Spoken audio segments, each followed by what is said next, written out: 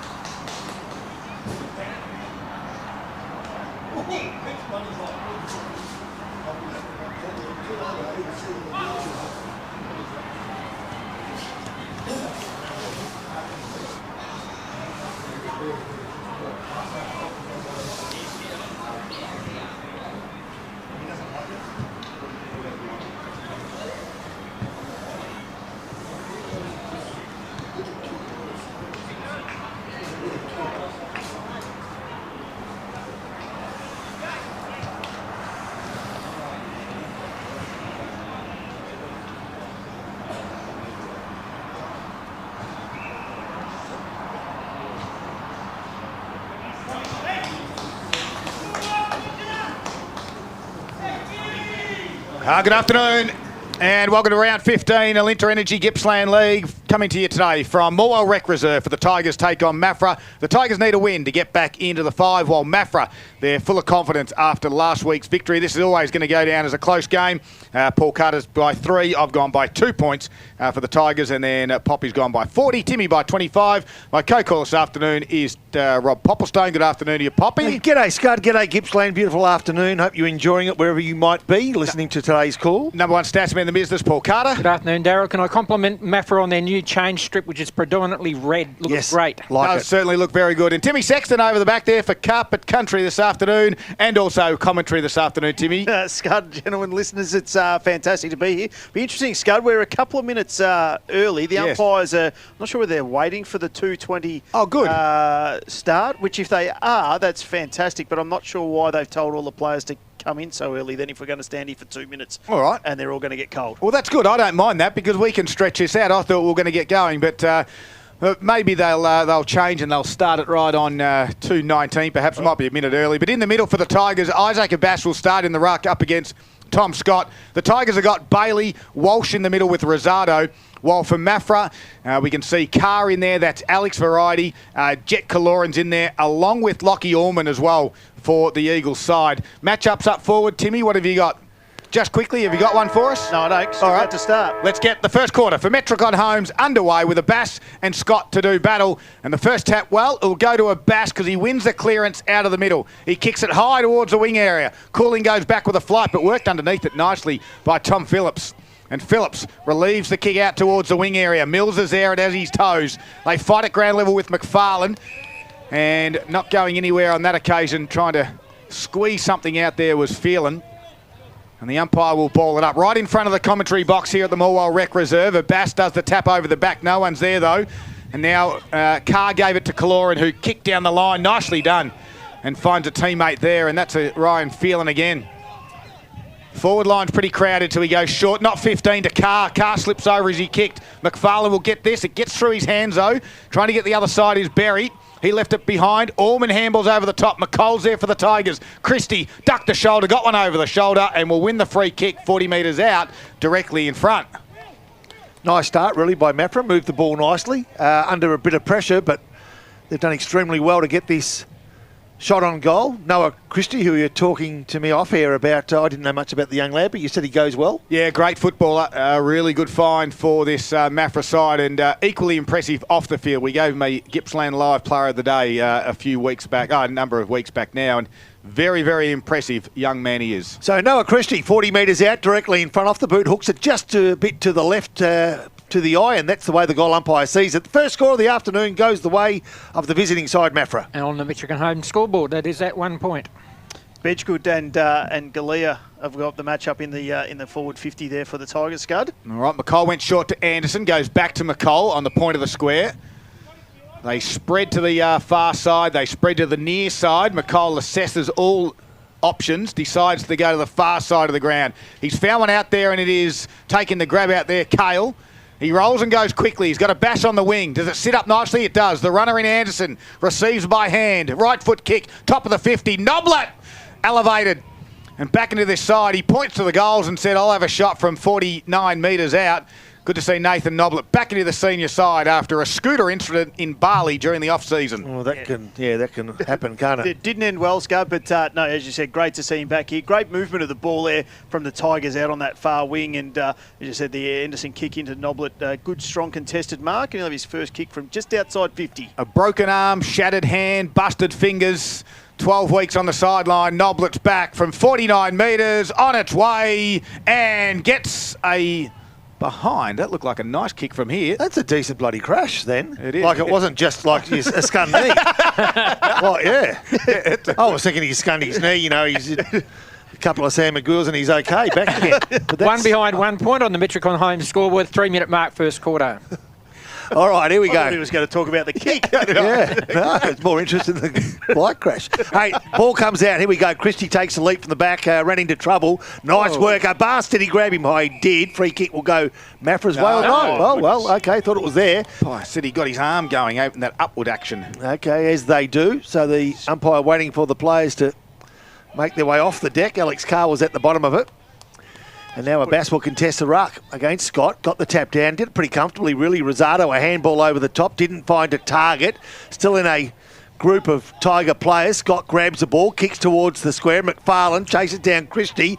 Alex Carr comes through, straight down the guts. Can he find a full forward? He cannot. Good work by McCall, picked up by Quigley, and they get themselves out of trouble, and they'll do it through McGuinness. Or will they, Scud? Yeah, in a little bit of trouble now. He's got some Maffra company. McCall comes to try and help. A good tackle by Phelan. And the umpire will ball it up. Good pressure by the Maffra forwards just to lock it in. They get a little bit of pressure built on the Tigers' defence at the moment. Scores are level, 4 minutes in. Abbas taps it close to the boundary line. Don't argue from Rosado. Handballs back to the point of the square. McCall will give it back to Rosado. He has a bounce. The kick needs to be good. It's okay. Kale sold some candy. Got it out wide now to Quigley. And Quigley's little grass cutter gets to Anderson on the bounce. He's going backwards. Gives it to Kale.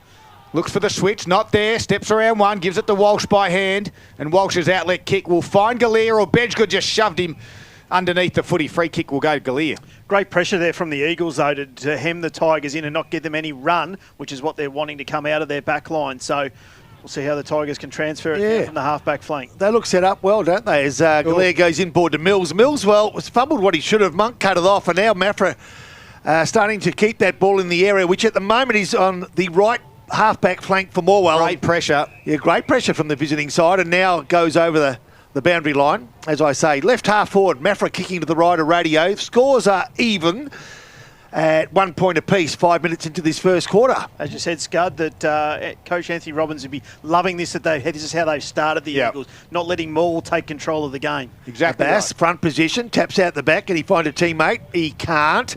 First time. Fights on again. Good pressure from both sides. A scrimmage and a quick kick forward, inside forward 50 for Maffra. McCall punches it down. Mills is the player. And now their numbers favour the home side. And from the half-back line, they start to work it out. McGuinness again. He's been busy in the opening minutes and now kicks to half forward. I reckon that's Galea's running over the top. He takes a bounce. He looks up forward, takes another bounce. He runs to within range. Kicks for goal. Oh. It's a beauty. It's a contender early. A Zambrero goal of the day contender by Galea. Nice finish. Cracking finish, as you said, Pop. Great call, 2 bounces, got out the back of the pack, got over the defensive players. Bedgood had given him 5 metres. He was in the front of the pack, and Galea just did well. I think it was the forward there, and Clark actually ran towards the goal square, which meant that the Eagles player had to make a decision. He chose to go back with Clark, and a great finish there by Galea. First goal of the match, and it's Morwell's way, and that gets them a 6-point lead on the Metricon home scoreboard. 1-1-7, leading Maffra, 1 behind 1 point, 6.5 minutes played. A check side on the run. Interesting choice of shot at goal, but it worked out. Abbas taps it down. Orman was there, lost a handle on it. Cooling's got to fight for it. Doesn't get the possession, though. McFarlane comes in to help. Anderson will handle over the top to Bailey. And Bailey's left foot chiseler went just the required 15 to Hillier. Inboard to Abbas. Does he take the grab? He does. Releasing run? No. Sold Candy. Comes back on the right. Delivers nicely to Linton. 65 metres out from goal, though. The target goes in the direction of Clark. Over his head it does. Bedgood's back there. Left it behind. And now he's going to go fight again, does Bedgood. And McAuliffe just got him high. So Daniel Bedgood for the Eagles switches play quickly and gets to the outer side where Reid gets it. So Reid's got an option as well, and he goes towards the defensive 50. And they've got some room to wiggle here, this visiting side, as Boyd gets on the end of it. Now we've got some run. It comes towards the outer side wing and inside forward 50. Defence to attack in the blink of an eye, and now Mackenzie can run into a goal and go bang. Anything you can do, Galea, I can do. And the scores are locked away again, Paul Carter. They certainly are. Probably 1 goal, 1 apiece on the Metricon home scoreboard, and we're coming up to the 8-minute mark of this first quarter. Gee, I tell you, that's how you transition the football, and great football to watch in the Premier League here in the Gippsland League. You're listening to it on TRFM. Gippsland Live, coming to a great Saturday afternoon. Great finish there, and the end it was there by Mackenzie.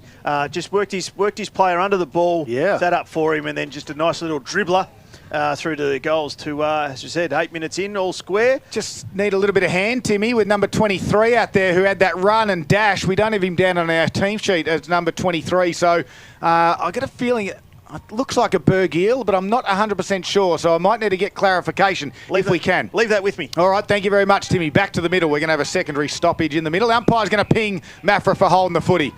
And Carl was the last one up. He has to give it back to McAuliffe right in the middle of the ground.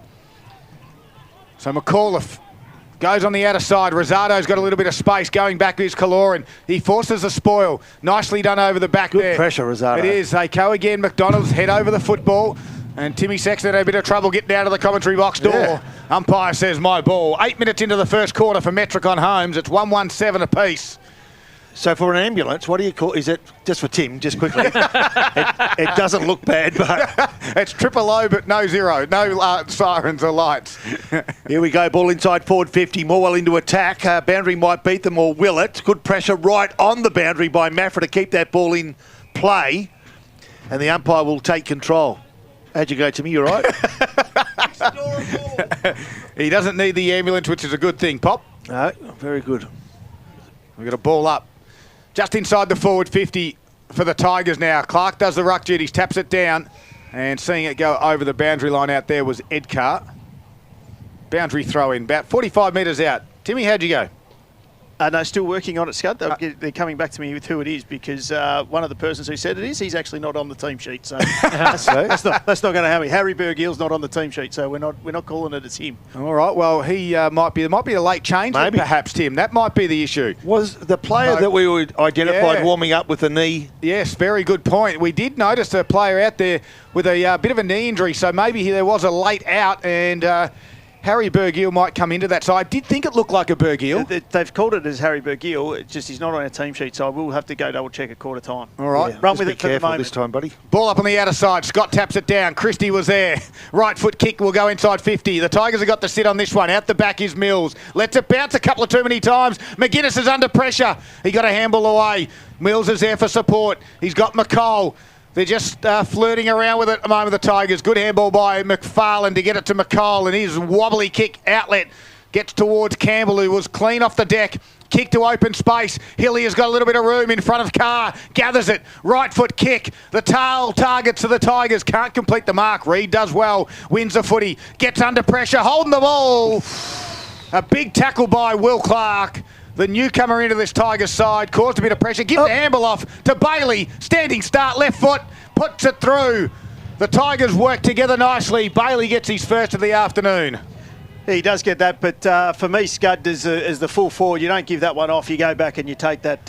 I hope Bailey wasn't calling for it. I think he was. He's a notorious caller for the ball. He's a notorious caller for it. So in that one, but no, as you said, the transfer, even though the kick out from McCall wasn't fantastic, the run that they were able to get from Campbell and then from Hillier was perfect. So good pressure from both sides, and the Tigers now take the lead. And they are back in front. They are 6 points in the lead at the 11-minute mark of the first quarter, 2-1 to 1-1 at Metricon home scoreboard. All right, Musel's gone into the ruck to give Abbas a bit of a break. You've got information on 23? I do. It is Will Bergill. I was correct, so thank you very much. Adrian Bergill, who told me that Harry Bergill wasn't playing. Lots of Bergills there, but we worked it out in the end. Thank you very much to Gippsland Live's very own Adrian Bergill. A champion bloke. I didn't get to see him play too much, unfortunately, but they tell me absolute ripper. Absolute freak, unbelievable. One of the best I've seen. Josh Galea. Adrian Bergill. Yeah. Josh Galea. Well, after he kicked into the man on the mark and it's spilled over the boundary line, I tend to agree. He's been very good, though. His goal to open up this game was an absolute cracker as the ball spills over the boundary line. Left half forward flank, Maffra into attack. We've played 12 minutes. The margin 6 points favouring the home side, Morwell. Scott got the tap down, beat Musil to it, and now they do it nicely. Christie handballs off, and they go inside forward 50 here again. Can Morwell counter? They can't. Well, yes, they can. At the moment, they do it nicely. Aiden quickly draws a player, Gibbs. Nicely done. Comes from Cooling. That's Blake. And towards the right half-back flank, Morwell start to set something up again. They go short. Lead was on. Couldn't find that player, though, and Kaloran cut it off and goes inside forward 50. Where Braden Monk? Can he keep it in? He could not, and it spills over the point line just to give another behind. Timmy just carried quickly that ball down that highway into the ground. Is the breeze a little bit stronger than we think? It's still the windsock is still like it was about an hour ago, Scud. So maybe there's I'll just keep an eye out for gusts. Okay. Cheerio to Gus out there. As, out on the outer side. Burr gives a dangerous handball to Quigley. Turnover. Nicely done. A handball there was from Phillips. A quick kick. Inboard, is it from Dyer? It's going to bounce through. Lukey Dyer, is it the veteran for the Eagles? Gets the second on the board and they take the lead to Maffra. I reckon that's a contender. It is a contender for a Zambrero goal today. Luke Dyer.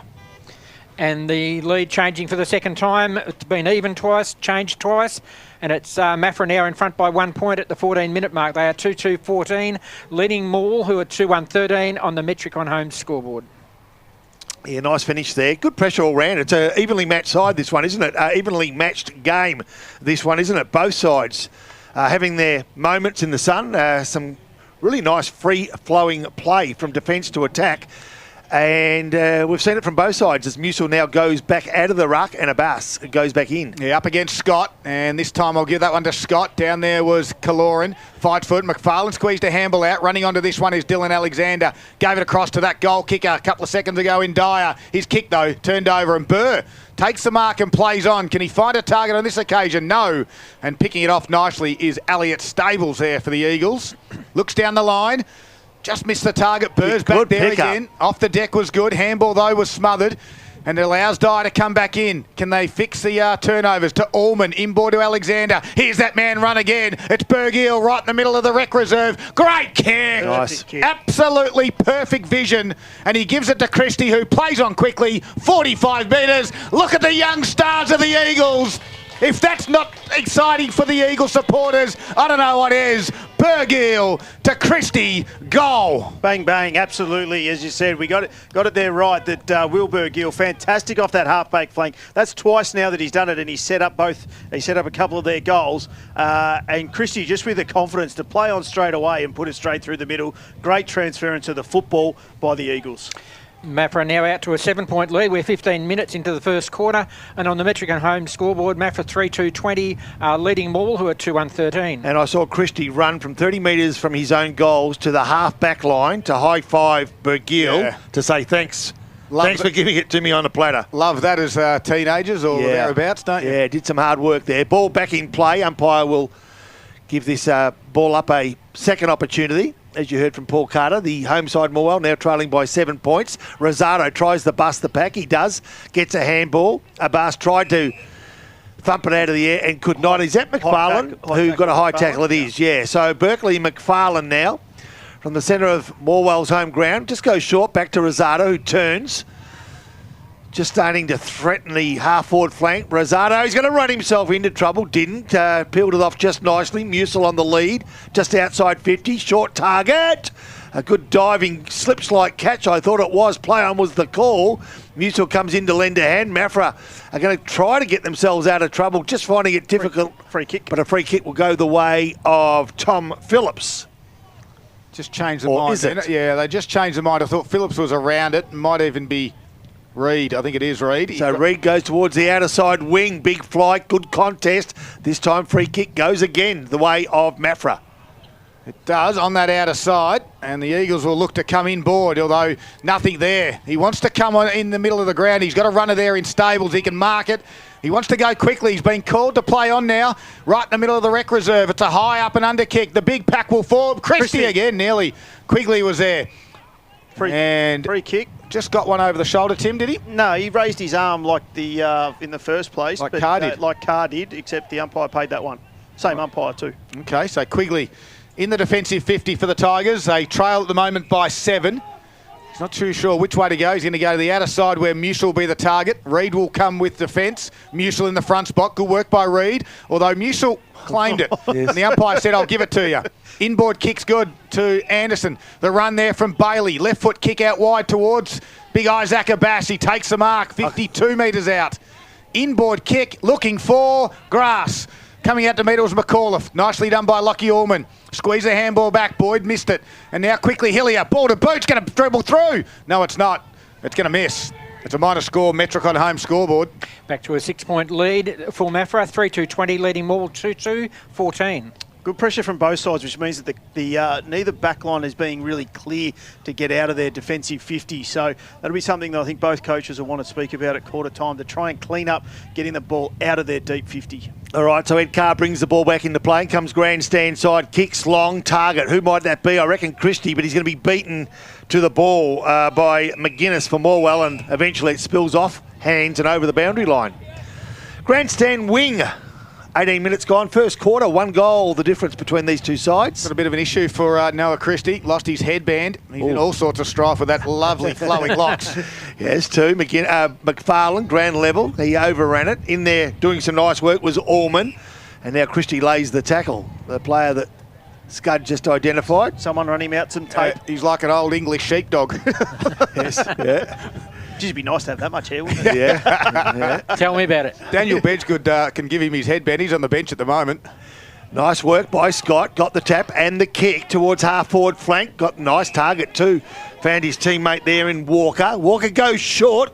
Oh, gee, slipped through the hands of his intended target, and that was Phelan. And now Morwell through McFarlane. Feed it off, and off they go. Or do they? Abbas gets on the end of a handball. He determined to give that one off, and kick by Galea towards the half-forward flank. Getting the nice bounce, and I thought taken for a moment without the ball was McFarlane, but a free kick behind play goes to Carr, who plays on very quickly, and they're going to run themselves in trouble here, Maffra. Play on's the call, but it's still in the forward 50. As a good tackle by Carr to make up for a mistake a moment ago, will keep the ball in the area. Yeah, Christie's had to come off. He needs needs his hair re-shone. Re-shone? Well, it's like re-shod like a horse and a shoe. Quick chain of hands there, and it gets out wide to Nicely Done. Good boot, and that line's in the hands of Phelan. Phelan looks up, wants someone on the inboard. That target was Walker. That's ignored. Phillips presents. Decides has to kick down the line. The kick was smothered there by McGuinness. Has to go in hard again. McAuliffe comes the other direction. Had the footy, lost it. Gives it back to Carr. Little chip kick. That's not 15. McKenzie didn't mark it anyway. Come off his toe.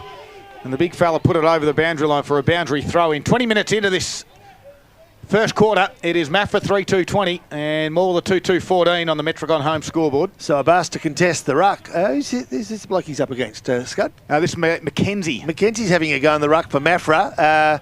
Abbas took the ball, gave it to McFarlane. Now Cooling, a neat little clever handball, gives to Abbas, runs himself in but gets out of trouble. Finds a teammate there in Burr, who goes short and finds Kale, Tom type. Just forward of left half forward flank, got a runner. Thought about McCall, was probably on, but chooses to go back to Abbas, who's, dropped what he should have taken. He had it spent and now gave a free kick away for a high tackle. Well, you can just laugh about those ones. They happen every so often. What's that, the chest mark? Yeah, the chest mark, the high tackle and the slip. Yeah, okay. As Maffra go inboard. The trifecta. Yeah, indeed.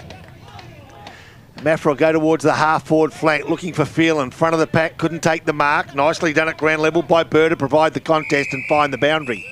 Around the grounds, thanks to Harvey Norman Furniture Gippsland. A couple of scores in the Gippsland League. We've got Sale 3-3-21, leading Moe 2-1-13.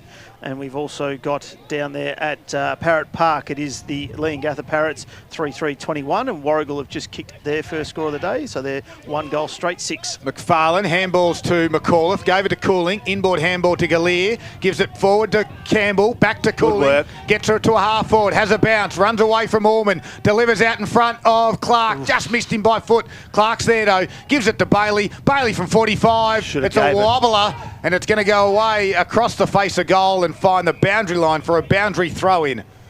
Geez, Cooling looked good in those orange boots. Yeah, it is. What pair are they this year, Scott? I think it's about the 16th pair of boots that he's bought this year. I think he's paid for 2 of them. Yeah. Only round 15. Exactly right. He's got a couple of special ones to come out in the last couple of rounds. Ball thrown back in, Morwell into attack. Quick kick from the boundary throw in, but Clark's kick was a poor one and went out of play in the full. Is that a clearance or not? No. It cleared the fence. Clear out of bounds.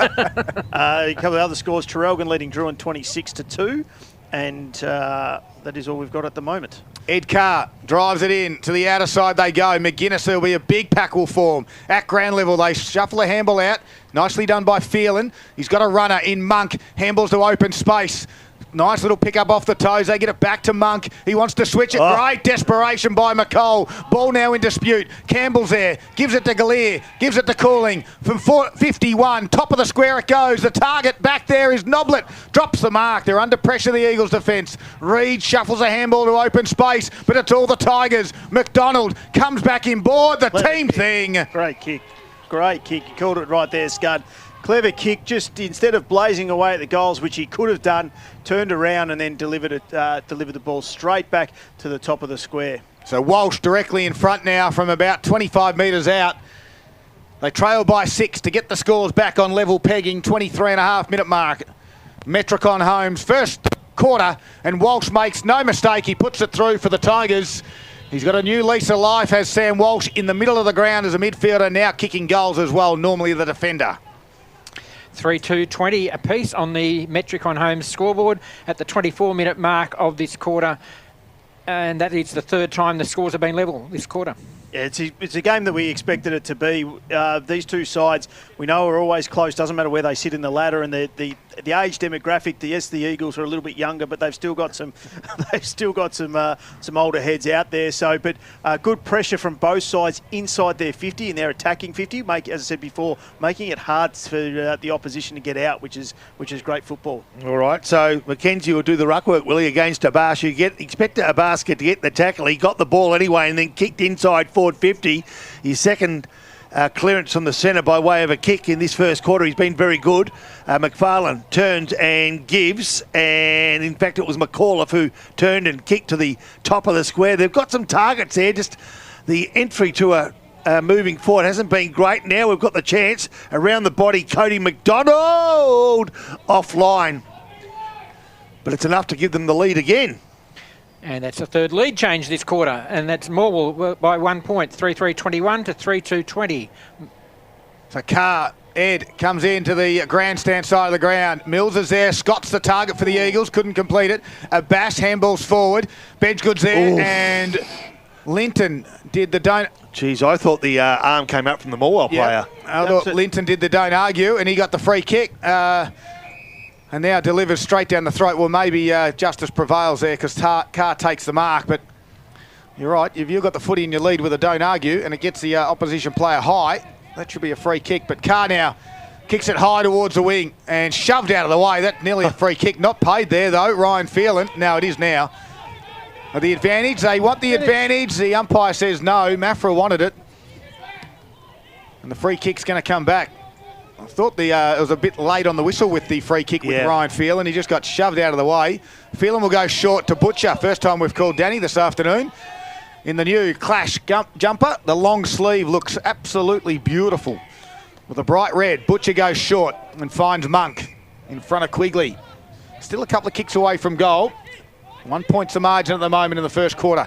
Favours the Tigers. Monk will kick towards Mackenzie direction, although it just come off the side of the boot now. There's Tigers everywhere. They can't complete the mark, although Mills was there to kick it straight back to Monk. Cooling will go back with a flight and nearly give away 50, and that's disappointing. And Monk... Just silly. Yep. Didn't need to be done. He had a look and then sort of thought, oh, can I get to the contest? Couldn't. And really, he had the opportunity to pull out. And what he did, though, he gave Monk the opportunity to overplay the contact. Yep. Just by making contact. Yeah, absolutely. Because the contact was there, but he just didn't need to. It gave him nothing and gave Maffra everything. Big moment thanks to the Morwell Bowling Club. Dine under the dome at the Morwell Bowling Club. The bistro's back open 7 days a week.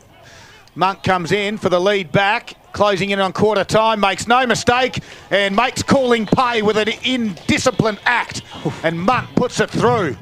Come to the bench. We know dinner on the table tonight. No. Late Cooling, I tell you, after that effort. If his father's got anything to do with it. But no, look, as I said, silly turnover. But now he's got to go back and try and rectify it and get his team back in front. And it's a... the fourth lead change of the quarter at the 27-minute mark. It's 4-2-26 Maffra on the Metricon Home scoreboard, leading Morwell 3-1, doing dishes at the Cooling household tonight. Exactly. I was going to say, he's not coming home. No.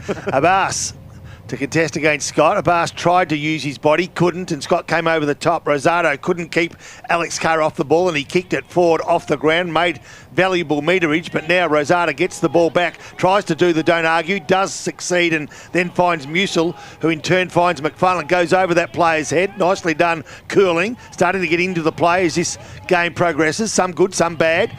And now Rosado grabs the ball and then looks to centre half forward where he's got a target. Can he find that target? He can, and Morwell can go forward, inside forward 50. Anderson, can he find Abbas? He can't, he slips.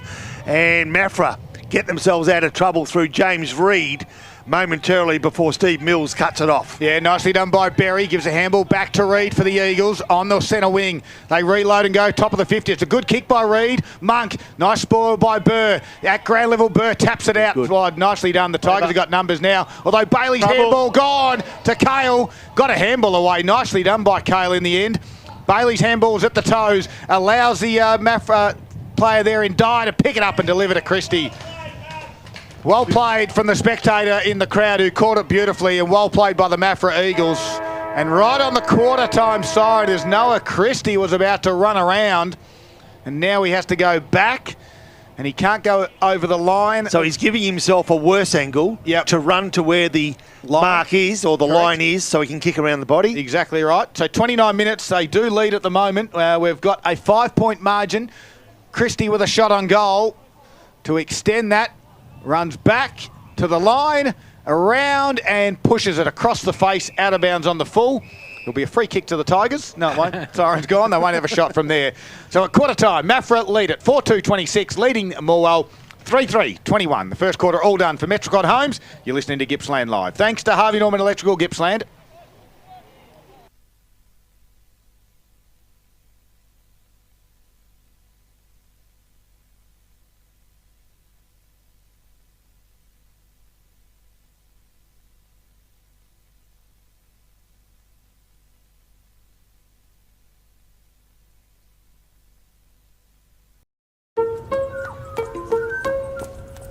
Running a small business can sometimes feel like a full-on marathon.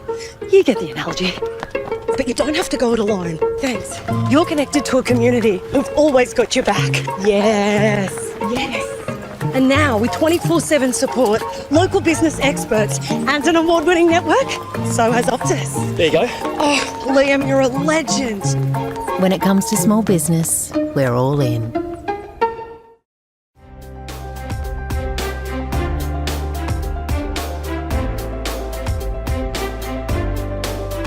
A new standard of family living is coming to Gippsland.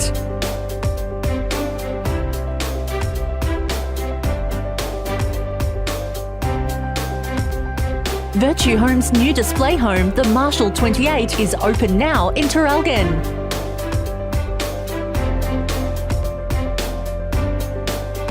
The Marshall 28 is perfect for families and couples seeking a fresh, innovative home, thoughtfully designed to evolve with you with a light and airy feel. You can rest easy knowing it's built by the award-winning team at Virtue Homes.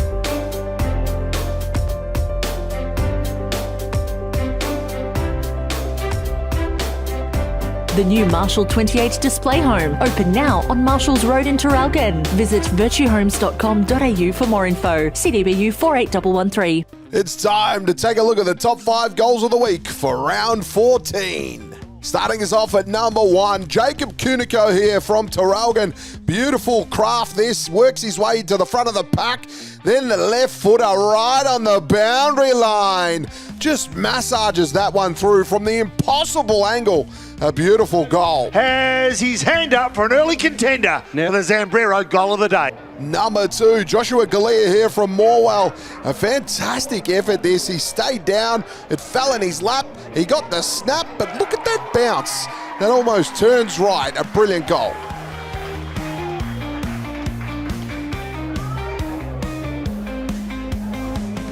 Number 3, Liam Willerton here from Traralgon. A fantastic goal this. Gets the hand pass here, but look at the shape on this. Outside of the boot, but look at it come all the way back. A brilliant goal. Releases Willerton, and on the outside of the right boot, Liam Willerton. He gets a Zambrero goal today. Contender for Liam Willerton. Number 4, Braden McCary here. This is fantastic. He was front and centre, just scoops it up, and then the snap to put it home. Right place, right time.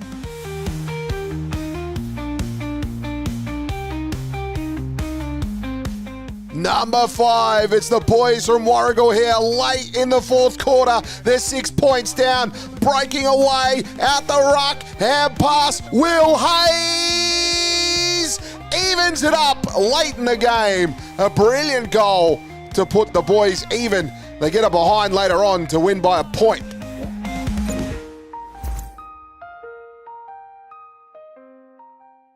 We knew it was going to be a tight one throughout the afternoon. It started off that way as it went goal for goal early. Morwell 3-3-21, Maffra 4-2-26, a 5-point margin. Here's Paul Carter with all the key stats out of that first quarter, thanks to Gippsland Isuzu Ute.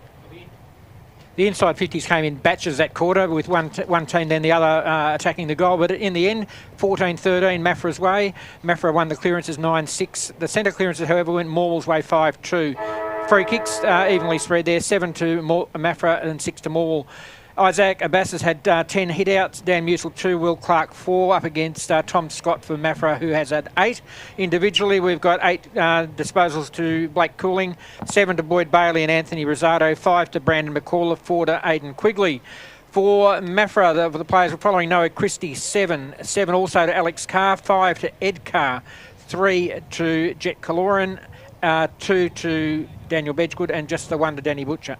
All right, here's Tim Saxton with some of the scores from around the grounds, thanks to Harvey Norman Furniture.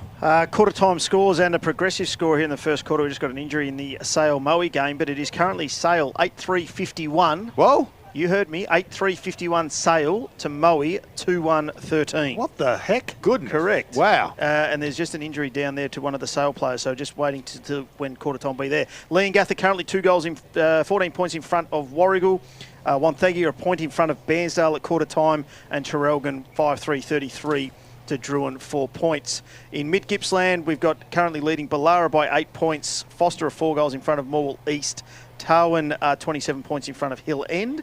Fish Creek 14 points in front of Newborough, and Stony Creek are 4 points, and Merboo North 1-2-8. North Gippsland current progressive scores. Cow are in front of Gormandale by 9 points. Yallourn North 40 points in front. TTU by 5 goals, and Rosedale 28 points in front. Poppy, if you can do the call, I just got to do some footy tips for the ultimate tipping competition. Happy to do that as Morwell go through it. Abbas, a kick around the body, and Morwell top of the square. This could be a dream start. Comes off the Maffra hands. Good tackle. Keeps the ball within metres. The Stables tackle on Noblet, or vice versa, was an absolute ripper. Good work by Morwell to start. You know, I wonder whether there is a favouring end to this end that Morwell are now kicking to, because that kick from the centre and then inside forward 50 was quite dramatic, as the ball's top of the square now, but the desperation from Maffra keeps the ball in play. You just hear it in our effects, Mike. That breeze is starting to pick up a little bit more. The wind socket is starting to be, I guess, blown. Erect. Just looking at free kick going to Maffra. Yes, absolutely. Starting to say a little bit more erect than it was, just having a bit more gusty in the first quarter. It seems as if it's a constant breeze now, Scud. Yes, it is. As the ruckman gets the free kick, Scott will give it to Ed Carr. And he's got a little bit of room out of his defensive 50 to clear that area now. It just got underneath it, though, and McGuinness became the spoiler at ground level. Nicely done. A quickly tackled, though. Walsh left the footy behind. McKenzie was there to dive on it, and they caused a stoppage at the half-forward flank area for the Tigers, who are kicking with, we believe, might be only 1 goal in it, which is what Maffra led at quarter time by. 5 points there. So with the result... with Abbas and Scott to do the ruck. Good work by Abbas, but nicely done by Caloran. He won the clearance. He kicked it to half forward. Working hard there as Dyer. Handles over the top. McQuillan was there. And to open space, Christie. Great little work there. Nicely done by Jack McQuillan. And the open space for Noah Christie to work into was very, very open. There was nearly 1 out inside forward 50 for Noah Christie. He's got a shot on goal. He's already got 1 this afternoon, becoming a bit of a problem up there on the forward line for the Tigers. It was great work by Luke Dyer to get that extra handball out of that tackle, and as say, Christie with the headband back on. The main is back in control. Should go back and put this one straight through. So slight angle from about 45 metres, runs around and gets underneath it and kicks it to the outer side. Not going to get the distance. What was he doing? Abbas will take the mark. Well, I think he needed the extra distance is why he wanted to run around a bit. But, yeah, not too sure. Abbas will quickly handball to Anderson, goes short to McCall. He's under pressure. Got a handball away, though. McFarlane gives it to Quigley. Handball out wide now to Linton. Linton will kick towards the wing, well smothered. Nicely done there in the end by the Maffra in Tom Phillips. There's some really contrasting parts of this game, and that is there's some really good ball movement from both sides, some really good desperation from both sides, and it's all starting to come together with that scoreboard, I guess, indicating it's going to be a close one for most of the afternoon. Rosado picks up the ball, handballs to space, and hopes the pace of a teammate can get on the end of it, and they do. A good Shepherd open the door for Campbell to kick inside forward 50, spills out the back. Here's a big chance and a big goal by Big Will Clark. Nice finish. Morwell back in front. Yeah, great shepherd there by Max Linton. Just gave the Tigers the space out here on true centre wing to be able to deliver that ball in there. And then the nimble Clark will put it down as that way. He's kicks his first one for the Tigers, puts it straight through the big sticks on the from the right pocket, and important goal for the Tigers early in this second quarter. Takes Morwell back into the lead. I believe the fourth lead change of the match at the 3-minute mark of the second quarter. The Murray Racing Club scoreboard has the Tigers at 4-3-27, leading Maffra 4-2-26. So Bass and Scott again. Great game of footy on our hands here. Second quarter all thanks to the Morwell Racing Club. They've got a new Morwell Cup Day.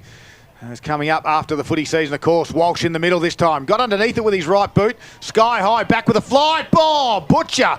Courage personified. Didn't complete it, but great courage there. Ground level there is Carr. Alex gave it to that man, Butcher. The outlet kick to the wing area. Confined. On the outer side, there was Berry. He's got the runner, and that is Dyer. His inboard kick just missed the target. Mills will come in and close for the Tigers. And working hard at ground level there was Harper Walker. And we're going to stoppage now, half-forward flank there for Maffra. Just a quarter-time score down there, Scud, thanks to Harvey Norman Furniture Gippsland. It is sale 8-3-51 to Moe 3-1-19. It was Will Leslie that was taken to the bench too. Well, let's hope he can come back. He's a big player for the Saints, for the Magpies.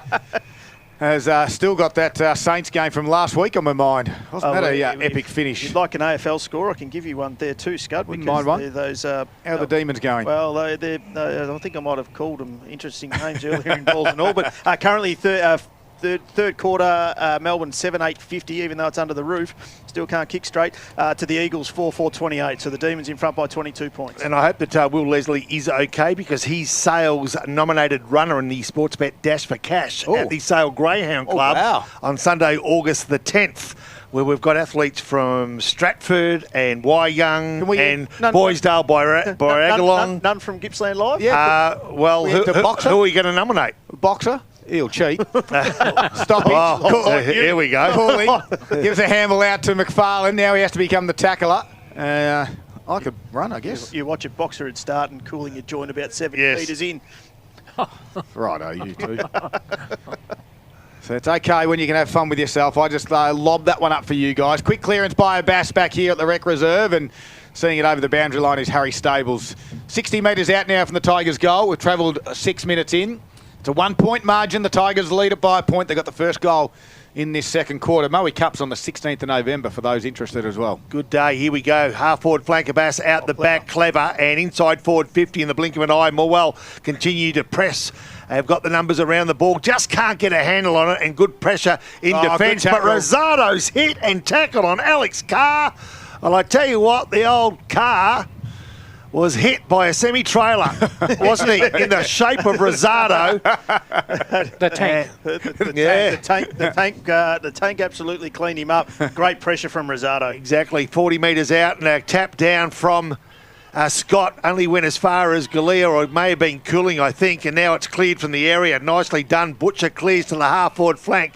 But Morwell have got the numbers. McCall comes grandstand side, and that's where Zach Anderson is. Kicks to half-forward flank, Sam Walsh. There's a little bit of room to move here, and they use it beautifully as they find Hillier. Hillier's waiting for the lead, gets the lead, Galea! Oh. Well, nice defensive work, but the chop of the arms was illegal, and Galea, who kicked a contender for the Zambrero goal of the day to open up this match. The umpire was very enthusiastic with a chop of the arms, wasn't he? He was too. He nearly had to come off injured because he hit himself so hard. It's a karate move now. Yeah, it was. Wax on, wax off. So Galea will kick right on his level, you'd think, just inside 50. Off the boot, looks neat. Wind does just a touch to it and draws it to the right a metre or so. 2-point lead to Morwell on the Murray Racing Club scoreboard. They are 4-4-28, leading Maffra 4-2-26. So Carr will look to get the footy behind the fence at the moment. Tigers will set up with their zone. And Maffra will spread it as wide as they possibly can, trying to make the Tigers defend. They're going to come to the near side, Ed Carr does. And his target might just be Scott. Out the back there is Walker as well. He don't quite complete the mark. Linton handballs to the boundary line and finds it. We've got a boundary throw in. 4-4-28. Tigers lead Maffra 4-2-26. Interesting. Young Big Will Clark's run 150 metres, even though the ball's looking to go in there to try and get Musil onto the ground. Strange change in that one. Bass tried to get the tap down, but we'll give that one to Scott in the end. It was Dyer who got the handball, but Rosado, the tank, he's dropped that clean. Great tackle by the big man in Scott, and he'll have the free kick. So Scott plays on nicely, and off they go now. They do it through Carr. Alex Type kicks along the line towards the half-forward flank. McKenzie back of the pack, took the mark. Nice take. The big man with the cartoons on both arms plays on inside forward 50. McCall brings the ball to Graham. Musil, handball, nicely done. Finds McGuinness, and McGuinness kicks it back to where it came. Yep. And Carr takes the ball inside the corridor. He finds a loose one, and that's Bergill. That was Will Bergill, the player, if you're watching in the car at the ground and not sure where 23 is, on the team sheet like we are, he's there. Bergill, nice take by McCall. Like what I've seen from him today. He's always shown a little bit, but just when you say it, he gets caught ever so casually, and a kick forward wasn't a great one. It came from McQuillan, but it was cut off by Musil, who will give ground, keep possession. Is that your young fella? No. Reckon it is? No? Quigley it is, and he releases the ball now to Hillier. Yeah, Hillier goes in the corridor. goes inboard to McAuliffe, gives it back to Hillier by hand. A left foot kick from Hillier to half forward. Bailey's got a bit of space, but it just got over the back. Bailey just trapped it with a leg, then kicked it off the ground. It's a one-on-one. It's Ed Carr and Rosado. A good battle that will be. And Ed Carr was smart. Free kick. Holding the man, just held on just a little bit too long. Just didn't take full possession of it, Carr there. Used his experience to keep it in there. A quick transition and switch of the play. Got it out wide to Bedgood. High kick towards the wing. Scott got up early, just got underneath it a little bit, and then Galea got crunched in a tackle. It was a good tackle in the end by McKenzie. I'm not sure why Linton wants to push people around, because it was a fair tackle in the end. Not sure what Galea think it was a free kick for. No, beautiful tackle. Well, if that was in the AFL, that'd be 50, because he didn't give it straight back to the umpire. Yep. So. Yep. But Caloran's head got in the way. Another silly rule that the AFL's got in at the moment. So ball up. Scott now taps it down. Out the back, though, was McAuliffe for the Tigers. Kicks around his body, and McDonald got underneath it. Gets out the back to Noblet. Clean off the deck was good. Gives a hand to McDonald. Half the boundary line, and Will Bergill. He's just starting to make a claim for one of the best footballers in the Bergill family. I'll wait for the next message to come through. You Scud. Yeah. 2-point margin, the Tigers lead. Ball into player Bass, front position. Takes it from the boundary throw in. Handballs nicely. Oh, geez. Taken off the ball was Hillier, I believe, who had a kick for goal, or was it? Oh, it's Bailey's not happy. No. Boyd Bailey. It was actually Boyd Bailey who was taken off the ball, and now he's in a contest with Dylan Alexander. The umpires brought this ball back into play, which he should do. Rosada and Bailey and Alexander are over the wrong side of the boundary line, still arguing, and the ball's in the forward area for Morwell. Well, momentarily it spills over the boundary line now, just 10 metres shy of Morwell's forward 50. The runner there in Rick Galea is going out just to try and make some changes and calm things down.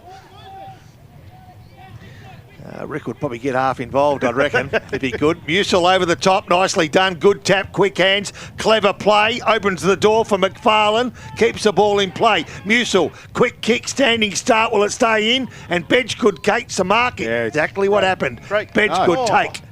What? Is he paid that? No, fumble. Wow, okay. I'm just chuckling a little text message I've received. I think I'll go with it. I'll have a read first. It is from the great. Meanwhile, Bailey from the stoppage puts it through on the left and he celebrates. Who's he looking at? The one he's just been wrestling in Dylan Alexander. But meanwhile, Bailey celebrates and now comes off for a spell. Yeah, no, look at that. That is all Isaac Abbas there in terms of the ruck work. We spoke about it at the start of the game. He is going forward now, but his ruck craft is superior to anyone else that's out there on the ground today. And that was just perfect placement for his coach there in Bailey to finish on the left. And it takes Morwell out to an 8-point lead on the Murray Racing Club scoreboard. They are 5-4-34. Maffra still in their quarter-time score of 4-2-26, and we've played 12.5 minutes of the second quarter. Just call this play in a moment with Carr handball over the top to Alexander. Musil was there. Handball's back in board. Scott taps it forward. Hillier ducked the shoulder. Got a handball away to McFarlane. Out towards Musil to Gallier. His handball was partially smothered. McFarlane tried to duck the shoulder to get the free kick. Adrian Bergiel's just texted in. He said 600 goals behind and he's got a bit of work to do. Can't argue with that. As Morwell go forward outside 50. Nice work, Linton. It goes all the way. You little beauty. Morwell open up Maffra with a period of play that's been perfect. Absolutely perfect. And the Maffra defender there was just was attracted to Abbas, which you have to be, but didn't go the ball there, and they just sailed straight over the top. And as you said, the Tigers have kicked the first 3 of this second quarter. Taking him out to a match-high 14-point lead on the Murray Racing Club scoreboard. That's Morwell 6-4-40, leading Maffra 4-2-26. It's a big moment of the game. The Tigers get the first 3 goals of this second quarter, and the Bistro's back open at the Morwell Bowling Club. 7 days a week now. $25 pot and Palmer tonight. And Musil and Scott just shoves Musil out the way. He taps it down. No runners though. It's the Tigers. McAuliffe was the first one there, and Alexander becomes the tackler. We'll do it again. Timmy Sexton around the grounds. Around the grounds thanks to Harvey Norman. Moe have kicked the last 3 to bring the margin back to 20 points. All right, and handball out from Musil. He's been busy since he's come into that ruck duties to Hillier. Out wide towards Cooling. He takes the mark, goes forward with a handball now to McFarlane. Outside 50, inside kick to Rosado, finds him. Yeah, great work. Great kick, though. And I think that was one of the other things, too, that I've said about Maffra, is that they bombed the ball in a little bit in this quarter and haven't kept it low. And the Tigers' defence is just too big at the moment. That was a great kick there. Hit him straight on the chest. Nice bullet pass in. Rosado come in and try and kick this one from about 40 out. Yeah, on a 45-degree angle. The Tigers lead by 14. All control in the second quarter. Rosado loves it off the boot, and he celebrates with those cannons and pipes with a double python. Oh, the double cobra bang, Hulk Hogan style.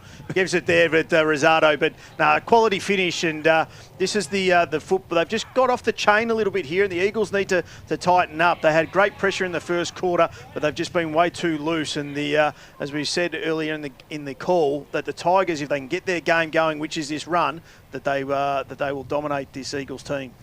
And Morwell have kicked 3 goals in the last 3 minutes with 3 inside 50s, and they are 20 points into the lead on the Murray Racing Club scoreboard, 7-4-46, leading Maffra 4-26. So Musil into the ruck. Scott gets the ascendancy there, though. Can't find a target. Kaloran was his target, and eventually he gets at the young fella and then does it nicely. Bursts through the centre, kicks inside forward 50, but it's 2v1. Monk the 1 and Morwell with the 2. They clear the area, but for how long? The numbers favour Maffra, but I thought the ball went out of play, and I thought the boundary umpire indicated that, but play only the call now. Fixing his head. Yeah, Bailey to McFarlane. Taken off, it was Phelan. Nice little blind turn. A look away handball. Hillier, very clever. Back to Bailey. Can he grab it? He can. Can he find a teammate? He cannot. Behind player, Maffra player down. And there's a tussle on for the ball, which is pretty wild. And now Bailey gives, and off they go. Morwell through McAuliffe. Inside forward 50. Galea out number 2-1, and Benchgood is the player for Maffra that takes the easiest of marks and then goes short to his teammate in Jonathan Boyd. It comes back to the grandstand side. Now they look to go back to switch. Bedgood has an open paddock in defensive 50. He strolls out, has 2 bounces, travelled 10 metres.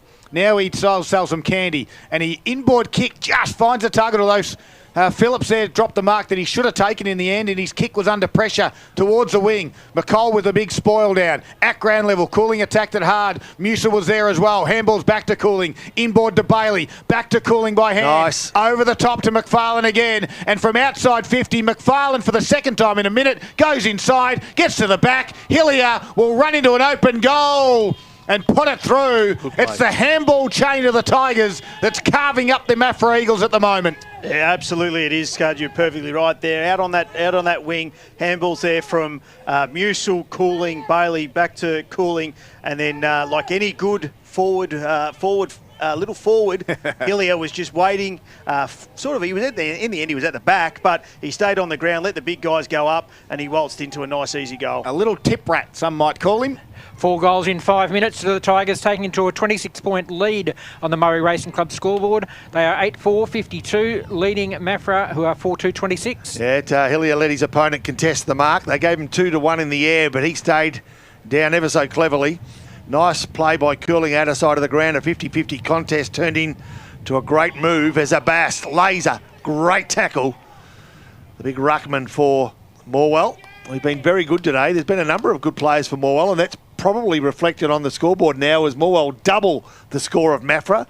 Maffra were leading at quarter time, but have not scored at all in this second quarter, although they now threaten the forward 50.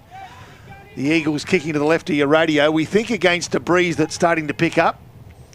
Certainly the scoreboard reflects that. Morwell have added 5 goals, 1 unbelievably good quarter for them. Carr's kick was smothered, but still gained some meterage. Nice work by Christie, but he overrun it. Again, Morwell have got the runners. Cooling just threads one through nicely, finds his teammate in McAuliffe. Just forward of left half back. Leady's on. Can he find the target? He can. A bounce, and now Morwell go forward through Noblet. His kick goes inside forward. 50, Rosado came in late, but provided a good contest to Bergill, who dropped what he should have taken. His dad would never have dropped that. That's for sure. And now we've got a ball up. Right on the arc of 50 at a 45-degree angle. Morwell into attack. 15, nearly 16 minutes gone of this second quarter. The margin 26 points in favour of the home side. Rosado's tackle on Carr was good. Good contest there. Good decision by the umpire to let play go. Bailey spills the ball out. If Bailey spilt the ball out, it was out, and Elliott Stables had run 10 metres before the umpire said, I'll pull it up. I'll tell you what, if we keep doing comparisons between Adrian Bergill, we might see him out there after half-time with the jumper on, just to prove our point that he could still probably play. Rosado from this stoppage, out the back, handball to McFarlane, to McAuliffe, goes right in ball to the handball to Anderson's, got one over the top. It goes towards Cooling, but nicely picked off, though, by Phillips. He got a handball over the back. Allman overran it. Head over the football was Noblet. Allman becomes the tackler. And we're going to ball up 45 metres out now inside the Tigers forward 50. 20 minutes into the second quarter for the Morwell Racing Club. Cup Day's on the 16th of November. Musil taps it down. The margin sits at 26 points for the Tigers. Squirts out the back. Phillips is there. Kicked across the ground, just Phillips. Now he goes and gets it. A nice little kick. Found Bergill. Here he goes. Run and carry, son. On this occasion, decides to kick to open space. Dye doesn't get the bounce that he was looking for. Kale comes in. Grabs the footy and gives it not quite to Campbell. Over it goes, boundary throw in. Around the grounds, thanks to Harvey Norman Furniture. We've got Liam Gather currently leading Warragul by 5 points.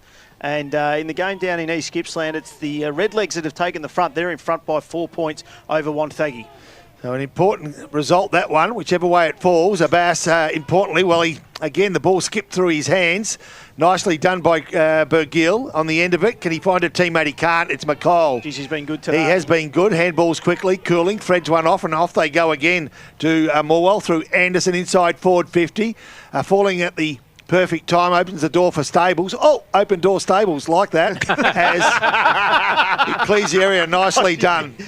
And Phillips takes the mark back pocket. Inboard he goes to Allman, and Allman's got a short option and he will use it and find his teammate in Stables. That's Harry. So there's 2 out there, Pop, if you didn't realise. Oh, Harry and Elliott. Set of Stables, yes. He went backwards by foot to Bedgood in the back pocket. And Bedgood will come to the grandstand side. Scott has to be the target, but he goes short, neat, nicely done. To Tom Phillips. He's got one in board, and that is Burgill. Oh. He's got to bounce. He's got to pick it up. He's got company by Campbell. Under pressure, holding the footy, they say. Here we go. Advantage. Bailey gets on the end of it and puts through the Tigers. And Bailey's got 3 this afternoon in a half of football.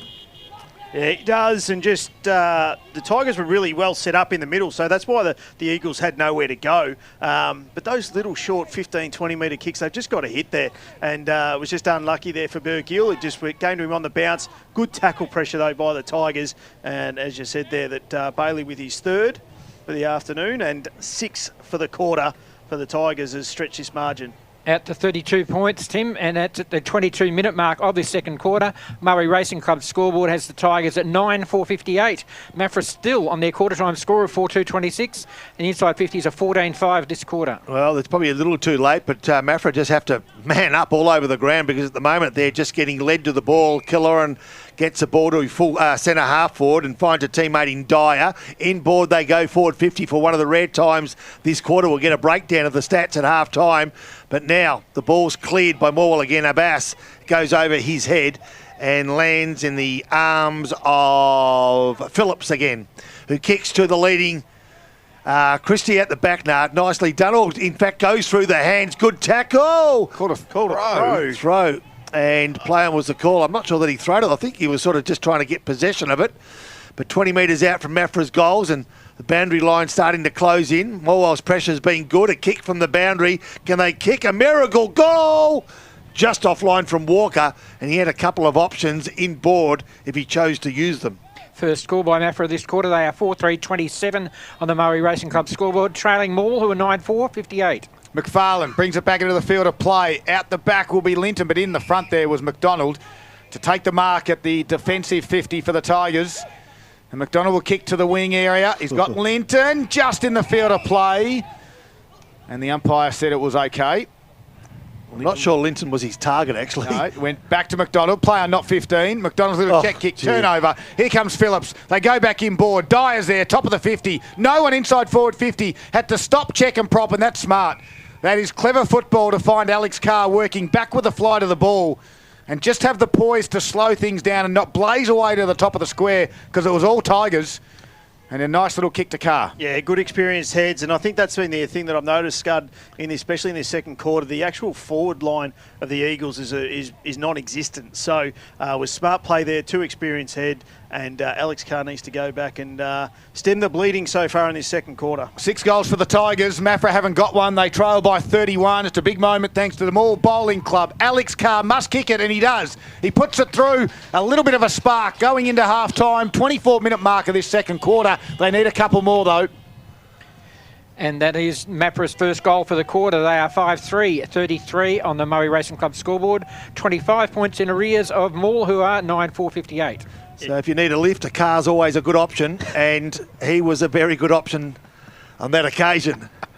Yeah, it was, Alex, and Ed's doing some stretching and that down here on the bench. He's been off the ground for a little bit, so just not sure whether everything's right there at the moment, but they need him back out on the ground as well. All right, Scott Abbas. Scott gets the tap. Nicely done to that man, Carr.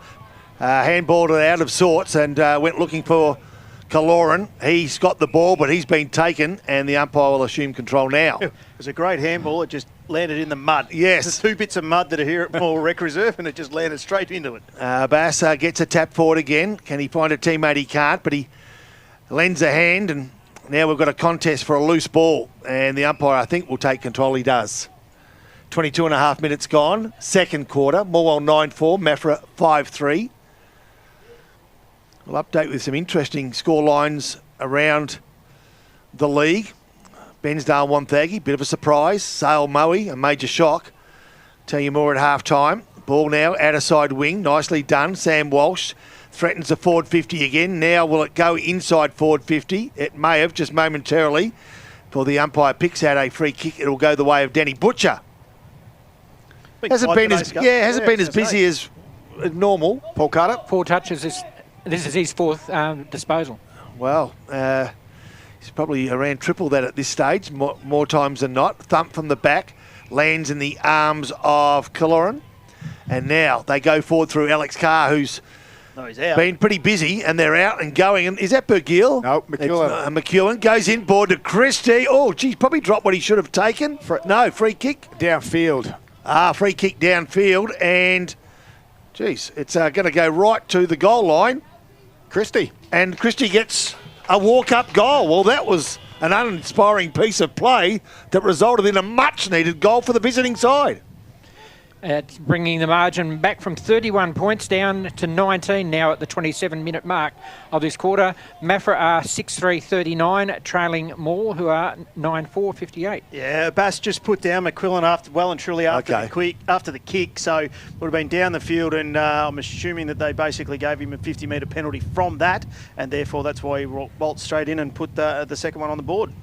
So Morwell had them on the ropes, but whether it turns out to be rope-a-dope or not, well, time will tell. Rosado grabs the ball, handball to Bailey. He cleverly over the top, and Rosado gets on the end of a chain of handballs. Just needs a favourable bounce and a teammate to Shepherd. He gets both. Now he kicks to the top of the square. He's got some winners here. Or has he? A mark's been paid. It's Will Clark. So Will Clark, 1-2 clunks of the ball, just 15 metres, maybe 20, directly in front, and has got the chance to stop the momentum that this Maffra side had been starting to gain in the last 5 minutes and send his side back in with a sizable lead at the half-time break. It was a good call, Pop. He looked for the shepherd. Cohen Campbell was the one that provided just enough to kick to that fat side. So here we go now. Clark kicks from 30 metres in the end, but it was dead-eyed and beautiful. Goal umpire did not move, flipped the head back and then put up 2 fingers. Nice finish. Yeah, perfect finish, Pop, as you called it, and a great call there by Cohen, as you said, Scott, Cohen Campbell. And that's the little 1%ers that the Tigers have, but we've seen a couple of times today, some good shepherds, which has allowed the person that's got the ball, in this case was Rosado, to get that extra 5 metres and put that to the out just in front of the top of the goal square. Morwell kicked their 7th goal for the quarter, taking them to a 25-point lead. We're 28.5 minutes into the second quarter. They are 10-4-64, the Tigers, leading Maffra 6-3-39. Yeah, good little steadier there for the Tigers. Mutual tapped it down. Allman was there. Got a handball away to Kaloran. He gets to outside of the cricket wicket and gets some firm footing underneath so he can drive his boot into it. Gets over the back. Christie's there. Well done there on that occasion by Burr. Grand level. Tapped it forward. Cooling couldn't get to complete the tackle. Dyer's handball though, and the second one was good. Caused a enough there from Boyd Bailey on the tackler, and to win the free kick.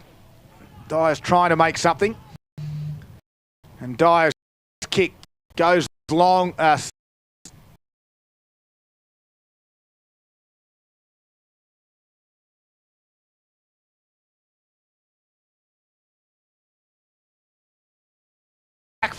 Free kick is going to go Monk's way, I think. Just keep an eye on McCall too. I don't think he looks too good. So the free kick's going to go Braden Monk's way.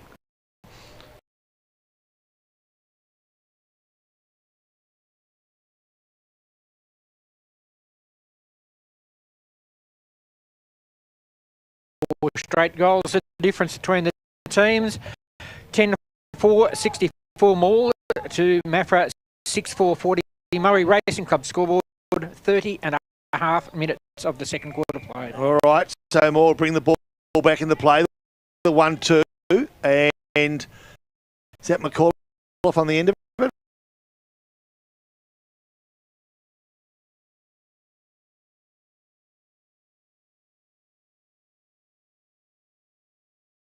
The score updates with Timmy Sexton. Yeah, 7-2 in the quarter for the Tigers, which pushed the lead. They trailed by 5 at the quarter, and now they lead by 24. 10-4-64.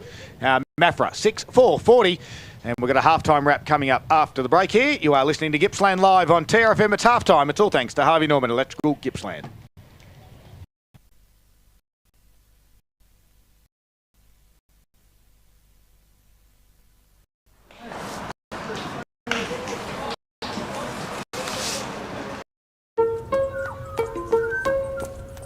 Running a small business can sometimes feel like a full-on marathon. You get the analogy. But you don't have to go it alone. Thanks. You're connected to a community who've always got your back. Yes. Yes. And now, with 24/7 support, local business experts, and an award-winning network, so has Optus. There you go. Oh, Liam, you're a legend. When it comes to small business, we're all in.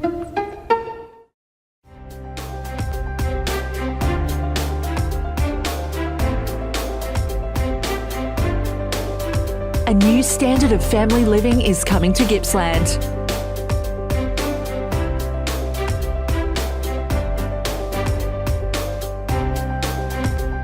Virtue Home's new display home, the Marshall 28, is open now in Traralgon.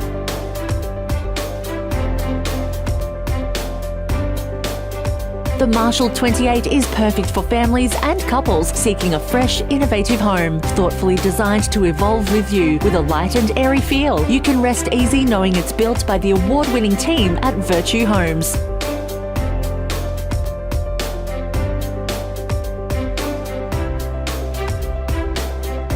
The new Marshall 28 display home, open now on Marshalls Road in Traralgon. Visit virtuehomes.com.au for more info. CDBU 48113. It's time to take a look at the top 5 goals of the week for round 14. Starting us off at number 1, Jacob Cunico here from Traralgon.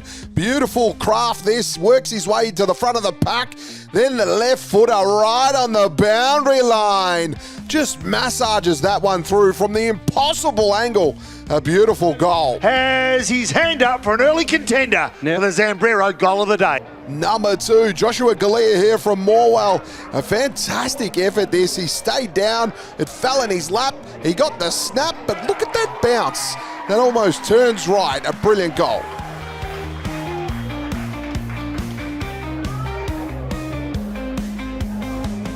Number 3, Liam Willerton here from Traralgon. A fantastic goal this. Gets the hand pass here, but look at the shape on this. Outside of the boot, but look at it come all the way back. A brilliant goal. Releases Willerton, and on the outside of the right boot, Liam Willerton. He gets a Zambrero goal today, contender for Liam Willerton. Number 4, Braden McCary here. This is fantastic. He was front and centre, just scoops it up, and then the snap to put it home. Right place, right time.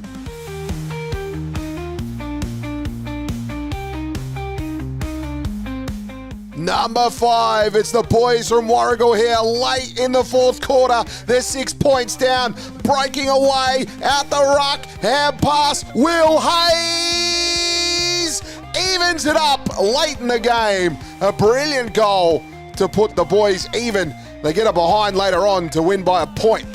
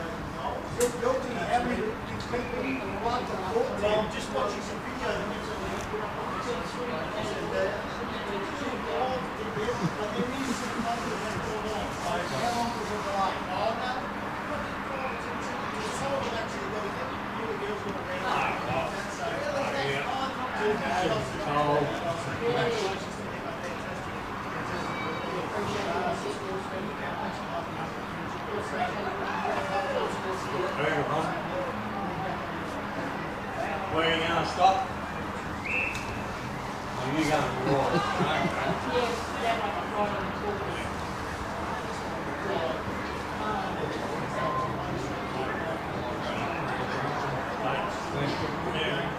No stroke phone.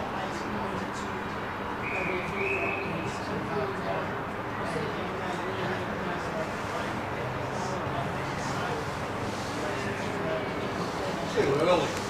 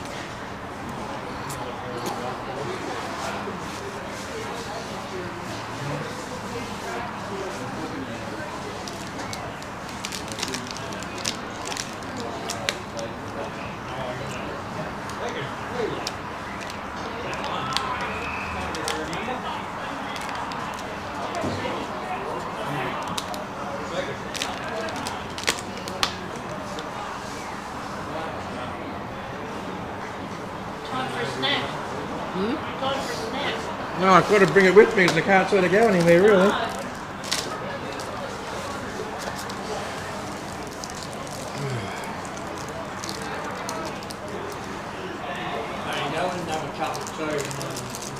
Hey? Oh, those boys. I don't know what they got in there at the moment. Huh? I didn't see anything come up.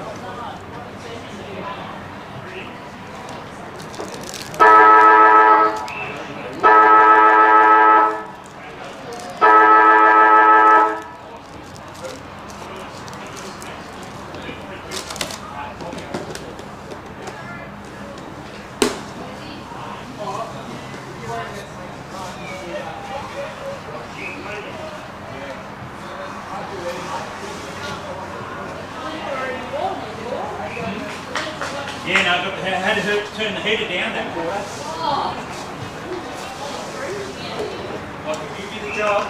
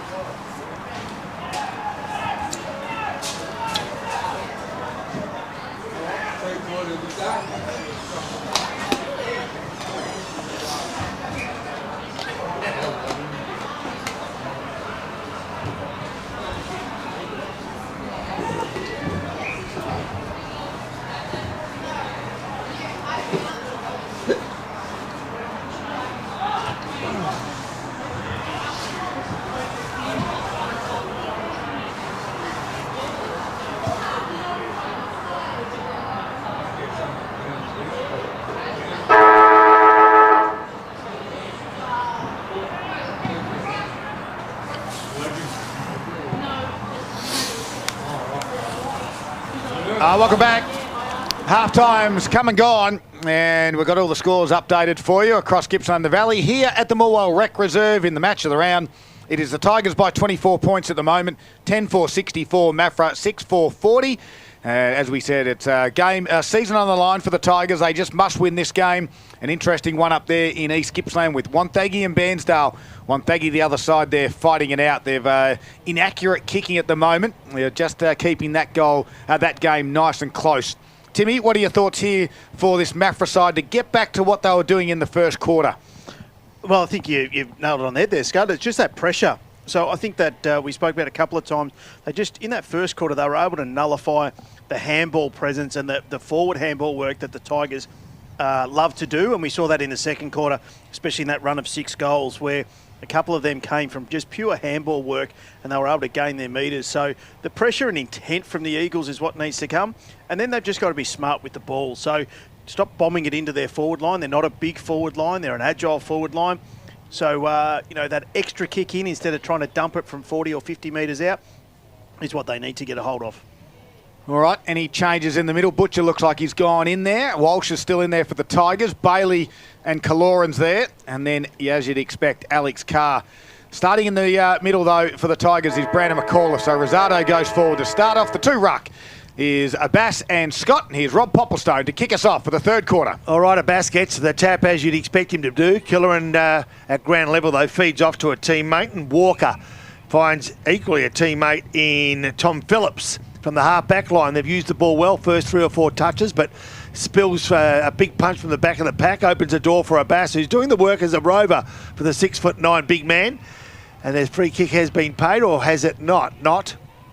So the umpire's ball, left half forward flank. Maffra kicking to the right of Radio. It's been the favoured end for goals at the moment. I think somewhere like 11 of the 16 goals have been kicked at the end that Maffra are kicking to. and they'll attempt to go forward. Even though Butcher goes back, he gets another handball. He's tackled without the ball, but play on is the call. And nicely done by Walker. Kids off, and inside forward 50 they go. Morwell get themselves out of trouble. Some quick hands momentarily gets themselves out of trouble as Mackenzie comes through and provides a contest. Bottom of the pack. Gone. The umpire will say holding the ball. Is that? Dragged it in. Yeah, it did. Yeah, fair enough. Cody McDonald dragged the ball in, and Will showed a fierce tackle. Something his father would also do. Yes, thank you. Got myself in and out of trouble as they go towards half-forward line. Nicely done. Back of the pack. Mills gives off. Oh, into trouble. And now cut off nicely. It was too by Braden Monk, but he himself is in trouble. Compliments of a pretty good tackle. So some sloppy play from both sides there in the opening minute and a half of this game. But Maffra are inside their forward 50. So ball up with a Bass and Mackenzie to do battle. The Bass just got a fingertip on it. Bailey got a toe on it. Only went about 5 yards. Butcher was there to fight for it. So was Walker. And they seem to be first in at the moment, do the Eagles. Just trying to lock things up. We've got another stoppage, 2 minutes in. Third quarter, all thanks to McDonald's. The big arch has arrived. Had a couple of those over the week. Not bad. Wasn't going to go there. Yeah, thank you. As a Bass, Scott taps this one down. Trying to run over is Kaloran with brute strength. Got ball to boot. Goes high. Christie will fly. And in the end, Mills in the front spot sees it over for a boundary throw-in. Just falling a little bit awkwardly there. One of the young Maffra forwards. Feeling? Yep, he's feeling it all right. Just that right ankle. So boundary throw-in. The Eagles are pressing early in the third. Mackenzie shoves a Bass out the way. Got ball to boot. It was smothered. Ricocheted off. Harry McColl's in some trouble now. The umpire stops and props holding the footy. Gee, it's tough, but... Dragged it in, he said. And once you go to ground and drag it in, you're in all sorts of trouble in today's game. Yeah, I'm not sure he dragged it in though, Scud. He was attacking the football and it came in. He rolled with it. And then he was tackled and rolled. So it wasn't like it was a loose ball and he's dragged it in with the two hands. I thought he rolled and he was on his back. Yeah, so it's a tough call, but an important one here for Christie. He needs to go back and slot this. A Maffra number 77 lining up for goal. Yeah, who wore that one? Adrian Bergiel. Exactly. As Christie comes in, slight angle, shouldn't be an issue, and it's not. It's just exactly the start they wanted, the Eagles. And Noah Christie now has 3 this afternoon. He's certainly their most damaging forward at the moment. And he goes and takes Maffra to 7-4-46. Margin back to 18 points. It was out to 32 at one stage. 7-4-46 Maffra on the McDonald's Gippsland scoreboard. They're trailing Morwell, who are 10-4-64. Yeah, kicked 3 of the last 4 have the Eagles, and that was, as we said, an important start for them, and to get one early. So good pressure that they've been able to put on it, but they now need to keep chipping away, especially with the breeze that they do have behind their backs. So centre break important, more so for Maffra, who, as Timmy Sexton pointed out, have got some momentum on the back of the last bit of the second quarter and the start of this third quarter. Kaloran was taken by a Bass. He's developing as a real nice player, is Jet, isn't he? Yeah, I like him. Starting to get strength as well now. Yeah, it looks like he's got a bit of bulk there. He picks up the ball on cue and then handballs a beauty out. Finds Will Bergill, who kicks to the advantage of one of 3 players, and all 3 overrun it, which opens a door for Morwell, and that is Hillier, who has taken ball and all. Nicely done. Coming through was Walker, and now a kick comes from Kaloran. Finds Quigley. This poor old Scud's using fingers left, right and centre. I know this one. McCall kicks to the advantage. He hoped of curling but couldn't find. It was taken by Phillips on the left half forward flank. Inside forward 50. Quickly, Monk gets on the end of it. And they might have 2 goals inside the opening 5 minutes of this third quarter. And they'll start to play like they believe they can win. And they can. Yeah, Tigers just weren't quick enough to reset there on that one, and Phillips is a great kick to Monk, who was alone 25 metres out deep in the pocket. He comes round on the right boot, puts it on the way. Nope. It's going to go across the face of goal and all the way out of bounds on the full. So very similar to what Christie did in the opening quarter, right on the quarter time siren, if you recall. So just having a little bit of trouble hooking that ball through the goals from that position as Morwell come back into play, and they do it and they find Zach Anderson. That breeze pop from is what's pushing it across. It must be, yeah, exactly right. So Anderson, with the scoreboard to his back, which reads an 18-point lead to the home side, kicks. He hoped to the advantage of his teammate McGuinness, but now they've got the run. Overrunning it, though, was McDonald, and coming through nicely was Butcher. His handball went to the advantage on Morwell side of the pack, and now McDonald wants to handball. He finds Hillier. Hillier can go inboard to a bass, but goes with his left to the leading player in Will Clark, who's been pretty good for most of the day. He's already got a couple. This will test him. He gives off to Bailey, who's got 3, and it will stay at 3 at the moment because it's marked at the last line of defence. And Maffra will get themselves out of trouble through Ed Carr. Yeah, he comes back out towards his brother in Alex. Good body work early, and that's a free kick. The body work early and then don't touch the footy, Tim. That's correct, isn't it? You can't do body work without touching it. Yeah, outside 5. In that regard, it was paid by an out of the umpire free kick down here in the back end. Burr chips it over the top to Hillier, and Hillier will have a set shot on goal. So the slight breeze you'll be kicking into, I suspect. Yes, this will be a tough spot from here. Probably got to maybe start a little bit to the right, I'm going to say. I'm going to run around to the right and try and punch it into the wind. But because I think if you start it to the left, it's probably going to end up across the face. But it's a tough shot. This will be a Zambrero goal that A contender. So he runs around. Exactly what he wanted to do. Keep it low and get it going right to left and doesn't. Misses to the far side. Minor score. Taking Morwell to a 19-point lead on the McDonald's Gippsland scoreboard. 10-5-65 the Tigers, 7-4-46 Maffra. So Maffra bring the ball back in through Bedgegood, and he goes looking for Scott. He contests well but couldn't take the ball. Nicely done, fed off. Good chain of handballs. Rosado should finish. He kicks for goal and just offline. Costly misses for the Tigers, who again have got this opposition side on the ropes but just can't knock them out at the minute. Yeah, 20-point margin now, McDonald's scoreboard, and that says the big arch has arrived as Carr has it in his defensive 50. This is Ed, who is playing back today, and I won't say it's uncharacteristic, but we did talk about a bit of an injury, so maybe he's covering something and just wants to sort of roll in the back half. The Tigers are going to reload, and Mutual gave it to McFarlane. McFarlane lowered the eyes, doesn't find the target, but the ball's now in dispute. Head over the football there is McDonald with a strong tackle there from John O'Boyd. He's just got one of those names where you just got to say the whole name, John O'Boyd. He did have nice long curly locks too. He's trimmed those up a little bit. Still a big mop of hair. And right on cue, there's Will Bergiel. And he kicks it to the outer sides, 2-on-1, bounces straight up in the air. Alexander ducked the shoulder, got tackled twice, driven into the ground. And in the back, as the free kick's going to go the Eagles' way, and it won't go to Eli Berry, who's said, I'll take it. It's going to go back to Dylan Alexander. John O'Boyd, no Irish recruit or anything there? Don't think so, no. John O'Rourke, O'Boyd, however you go with it. As the kick will be turned over, Burr takes the mark for the Tigers on the wing area. It's just what they can't do, the Eagles. They can't afford to kick long and not be hitting targets. His kick goes lateral to McCall. And McCall will look up. He's got one lateral again. The switch might be on now, although the kick misses Mills, but it doesn't matter. They've got all the time in the world back here. As Quigley mops up the errant kick, goes handball long and wide to Mills, and Mills kicks to the outer side and might just turn it over or kick it out of bounds on the full. It's a turnover, and here they go. Phillips is there. Head over the football. There was Hillier to scoop it, pick up, get around a tackler, and that's how you kick the footy. It goes down McDonald's throat. He wants to play on quickly. A forward handball to Rosado. He's got space in front and behind. He looks, assesses, and goes to Clark, who clunks it with a good set of hands. Too far out to score, you'd think. As Clark now kicks to a leading target. John O'Boyd can't complete the mark. Front and square there is Cooling. Handballs over the top. McFarlane twisting, turning, back to McDonald. Check side. Wants a Zambrero. Not going to get it. Burr can't complete the mark. Boundary wins out.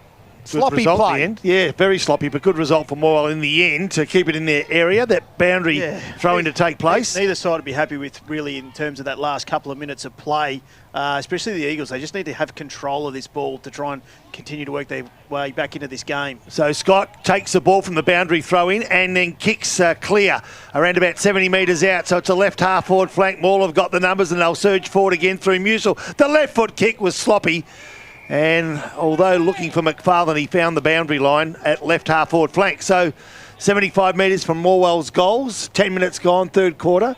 Morwell 10-6, Maffra 7-4. And when I say that, Scud, they just need to lower their eyes because the Tigers are too big to just keep bombing the ball. They're bigger than what the Eagles are. They just need to hit some lower targets. Musil v Scott in the boundary throw-in. Scott one out.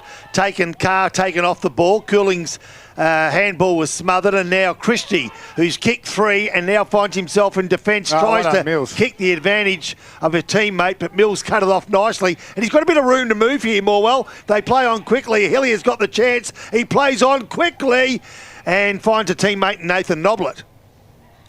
Yeah, good passage of play. Noblet will chip it over the top because Bailey's on his own. And in the pocket for the left footer, it's in the right pocket for a left footer, Tim. Yes. Left foot, right pocket. Correct. Perfect. With the wind socket, the gunning becoming over his right shoulder. Bit of feedback about the wind sock as well. Wind sock. Nick Lachino's tuning in from the Northern Territory. Yeah. And wind sock, Tim. I'm just using Nick Lachino language, yeah. So Boyd Bailey comes in, slight angle, and left footer on its way. He doesn't celebrate because he pushes it across the face of goal. McDonald's scoreboard, the big archers arrive. 2 juicy 100% Aussie beef patties, 3 layers of melted cheddar cheese, tangy barbecue sauce. 10-7-67, leading Maffra 7-4-46. I'll be having 2 of them tonight. They're actually big. They're bigger than a Big Mac too, I'll let you know. It's a Big Mac has shrunk in size over the years. It has, but let's not go into that given they're a sponsor. No, that's true. Yeah, Good spot to go. Left back pocket. Bedgood's kick was risky but paid off. Ed Carr gives it back to Bedgood. He's got a couple of options here and chooses, I reckon, the wrong one. No, he was right, I was wrong. And nicely done. Braden Monk got the ball and then got a free kick down the field where Scott will play on dangerously. Backs himself. Handballs. This could be goal number 4. Dances around. Christie walks it in. He's beautiful. A mature head on young shoulders brings his side within 15 points.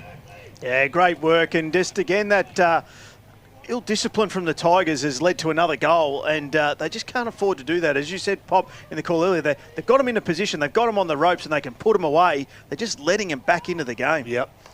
Noah Christie's 4th goal brings Maffra back to a 15-point margin in trailing Morwell. Morwell are 10-7-67, Maffra 8-4-52. 3 behinds to Morwell, 2 goals straight to Maffra this quarter, and the clearances are 8-1 Maffra's way this quarter.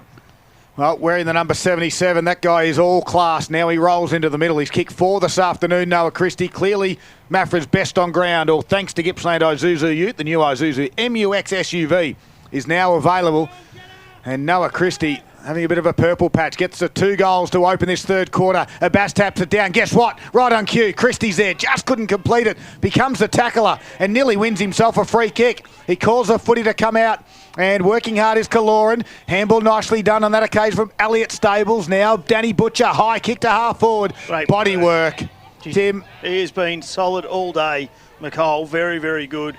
Just used his body perfectly there. Took the chest mark, relieving chest mark for the Tigers. Except he kicked it into the man of that man is Christie.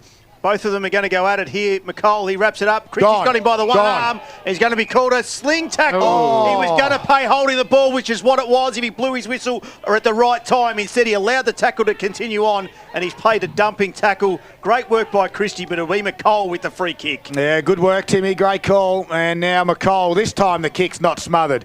Comes to the grandstand side. Linton flies 3 deep. Bedgood in the middle. Copped a corky for good measure. He's tough as nails, is Daniel Bedgood. And we've got a boundary throw in. 14.5 minutes into this 3rd quarter for McDonald's. The Eagles have got 2. The margin's back to 15. It's game on. It is indeed. Abbas now. A centre wing up against Scott. The boundary throw in favours Abbas in a big way. Not called back. Handballs to Curling. Kicks 50 metres and threatens a half-forward line. Maffra have got the numbers. They get the free kick. They head the front of the pack and they play on quickly is the call. I'm not sure that it was very advantageous because a turnover's taken place. And Hillier has a teammate, and that is Will Clark all by himself. And from what I've seen today, his kicking for goal has been pretty good. So this could be young Will Clark's 3rd of the afternoon. He was red hot in the 2nd quarter where he kicked a couple. And now 15 minutes into this 3rd quarter with his side leading by 15, he can get his 3rd. It's a run-up of ginormous proportions. Where is he? He's on the half-forward flank. Yeah, I know. It's a long run-up. Here he comes. Here he comes. He's just waiting for the traffic on the Princess Highway to pass, and now he runs it in, and his kick has hit the left upright. Another behind. 16-point lead to Morwell. That's their fourth straight behind this quarter. They are 10-8-68, leading Maffra 8-4-52. Get the traffic stop that was out on the highway. We let that go now. So Bedgegood comes to the grandstand side on this occasion. Jono Boyd's the target, and free kick for Jono. Good young kid. They've got a lot of good young kids, haven't they? Exactly right. And here's another one. Bergiel goes backwards. Good option in the end to Bedgegood. Have they got the switch? No, no one's worked on the outer side. Bedgegood should come back this way. In fact, he goes backwards by 25. And he finds Ed Carr. There's no one on the outer side, so they come back to the near side. Back to Bedgegood. Monk's in board. Down the line there is Stables, and Rosado will have to come and... Worked hard, Rosado. He ran about 40 metres there. They had the outnumber here, the Eagles, but it was Rosado's hard work to get that fist in there. That was great work and stop the flow there for the Eagles. So boundary throw-in right in front of the Tigers coaching staff. 16 and a half minutes gone. Good throw-in. Bass taps it down beautifully. Galea gives a handball to Cooling. He's forward, handball to Bass. Just pops up a little bit. Butcher comes in. Left it behind. Clark with a don't argue. Handball's out in the space. Cooling's out there with Bergiel. And Bergiel wraps him up with the tackle. Umpire said holding the footy. And Bergiel gets one back on Cooling. And Adrian's jumped out of his couch at home and said, give it to Cooling. Give it to Cooling for me. Yeah. Bergiel, nicely done. Gippsland again. It's Groundhog Day. Goes backwards to Bedgegood again, and Bedgegood wants to change direction and can't, so goes back towards the half-back line. Long kick, Abbas leads the race. He led Scott to the ball and takes the easiest of chest marks and then wants to play on, but got himself in trouble because Galea ran into his room, but he was good enough, Galea, to kick inside forward 50, and Cody McDonald snatched that one out of the air like a tennis ball and marks beautifully, and a 50-metre penalty, and... Oh, gee. No, he ran into Bedgegood. Bedgegood was, I think, an innocent bystander on that one, but Cody McDonald made the most of it. Umpire sucked in on that one. Yes. And Anderson's run in nowhere near the play and given it, this is that pushing that I was talking about, Scott, afterwards. Get out of it. Tell him to get out of it. And Bedgegood's given one back to Anderson. Umpire's seen it, and that's what the 50 metres was for. So an important goal for Morwell, who have responded quite nicely as good sides should, but Maffra are throwing everything they can at this Morwell side at the moment. Remembering, of course, the only thing to keep in mind is Morwell will be going home with the aid of a breeze. Not a heavy wind, but it's certainly been the goal-kicking end for most of the day. And it's a 22-point lead to Morwell on the McDonald's Gippsland scoreboard. Cody McDonald kicking that goal at the 18-minute mark, 11-8-74, leading Maffra 8-4-52. Scott got the tap down there commentary box. From the ruckman, but it's going to be repelled. Come out through McFarlane. He comes out to the wing and finds that goal kicker there in McDonald. He's got McAuliffe in the middle, and it sits for him. Play on's the call there by the umpire. He gets around Butcher, delivers the ball inside 50. It's a 2-on-1 contest. The Eagles have got that there. If they could, Galea did well there. Absolutely did. Tigers are going to be wrapped up in tackles there. The umpire will come in and we'll have a ball up about 40 metres inside the Tigers' goal. Coming to a boxing ring near you shortly will be Adrian Bergiel versus Scud Cooling and Will Bergiel v Blake Cooling. It'll be the softest fight you've ever seen. Here we go, Morwell, kick around the corner, offline.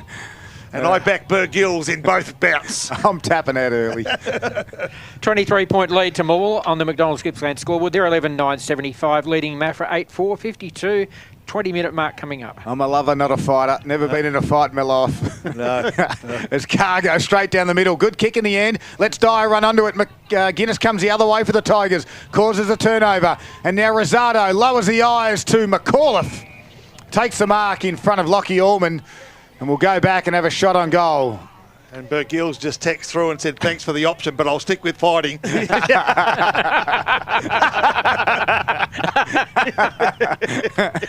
with a dinner, doesn't it? Always dinner first. So Brandon McAuliffe. He'll even buy you a drink. Slide angle. Slide angle. Tigers have got the last through Cody McDonald. They lead by 23 at the moment. Runs around a little bit. On the right foot, it's a helicopter. It doesn't look pretty, but it doesn't matter because it becomes 6 points in the end. It's a much needed one for the Tigers. Just a little bit of a steadier in the third quarter. It's 2 goals apiece now, and the margin's back out to 29. And that 29-point margin is at the 20-minute mark of the third quarter on the McDonald's Gippsland scoreboard. Tigers, Morwell, 12-9-81, leading Maffra 8-4-52. Yeah, they've just taken some control back here, and it's what I said in terms of that Eagles play. They were able to get some short kicks, some run with that ball, and had control. The last few times they've just tried to dump it down long, and they just don't have a target to go to. And that's what the turnovers have come, and the Tigers have got the last couple of goals. So Scott gets the tap ahead of Musil, and Rosado lays a tackle on Carr. Good contest, 2 strong blokes going fairly at the ball. So the ball just metres to the right of the centre circle, favouring the Maffra side, who are in a spot of bother, 29 points down with a quarter and maybe 7 or 8 minutes to play. Carr, through pressure from Rosado, kicks to the half-forward flank, but taken by Anderson, who comes grandstand side to McFarlane. McFarlane just says, listen, let's just settle. We've got them where we want them. Let's not burn the ball. Kicks along the line. Where's he going? Nicely done. Bedgood back of the pack. Had hands. 1, 2 grabs. Couldn't take the ball, and now he's taken ball and all. And the field umpire will take control. Around the grounds, thanks to Harvey Norman Furniture Gippsland. We got the Parrots have just kicked one to skip away to a 17-point lead over the Warragul. Scott with a nice tap over the back. Handball there was from Walker. Goes backwards. Nice. Bergiel arches the back twice. And then on the right boot, kicks it to the advantage of his teammate, but Anderson with the body work was too good. And Berry's just given away 50 as well. And Anderson will go quickly. And he'll roll into the middle of the Morwell Rec Reserve. He looks up and he's waiting for his target. He'll go short to Bailey. Bailey will push back. In the centre square, he's got a runner in Walsh. Gives him the hands from 48 metres. Walsh will unload, have a shot. Abbas is in the goal square. Can't complete the mark. Reid with a good spoil. And it goes over for a minor score. Taking Morwell's lead out to 30 points on the McDonald's Gippsland scoreboard. 12-10-82 Morwell, leading Maffra 8-4-52. Almost 23-minute mark, third quarter. All right, Ed Carr brings the ball back into play to Bedgood.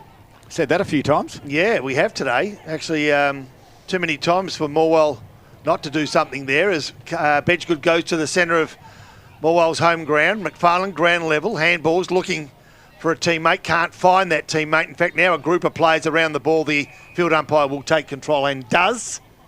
Daniel Bedgood's got 5 marks this quarter alone. Wow. Yep.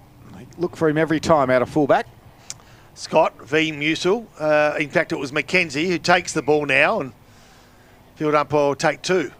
I can tell you that Druin have kicked their first goal of the game in the third quarter, currently trailing the Maroons by 113 points. Oh, my goodness. Here we go. Play on's the call. Bailey snatched it. He stole it and then goes short and found. No, I thought a mark may have been taken in there. Forward 50. Galea tries to keep it in, and they do. Morwell's forward line players showed some tenacity to keep that ball in the area, but Bailey stole it beautifully and unselfishly fed it off. Cody McDonald was the player he went for.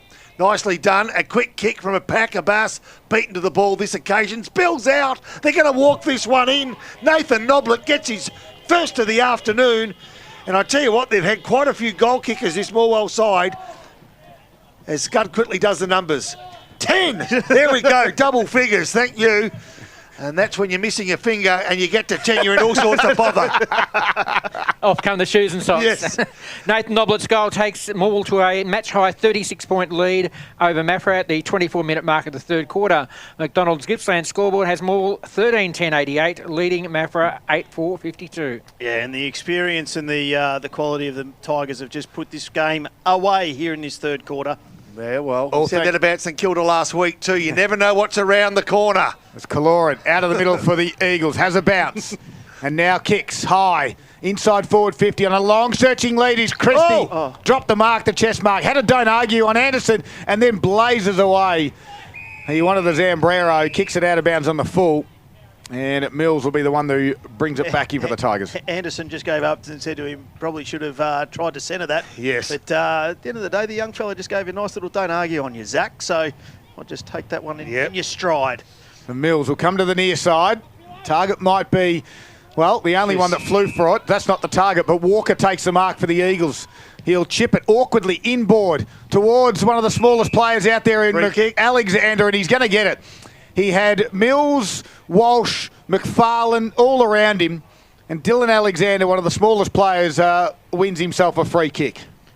Just poor play by the Tiger defence there. Yeah, absolutely, and that shouldn't have occurred, but it's an important one here to stop the run of 3 goals that the Tigers have got here in this quarter. So Dylan Alexander, 45-degree angle, maybe a little bit more than that, 50 degrees in the end.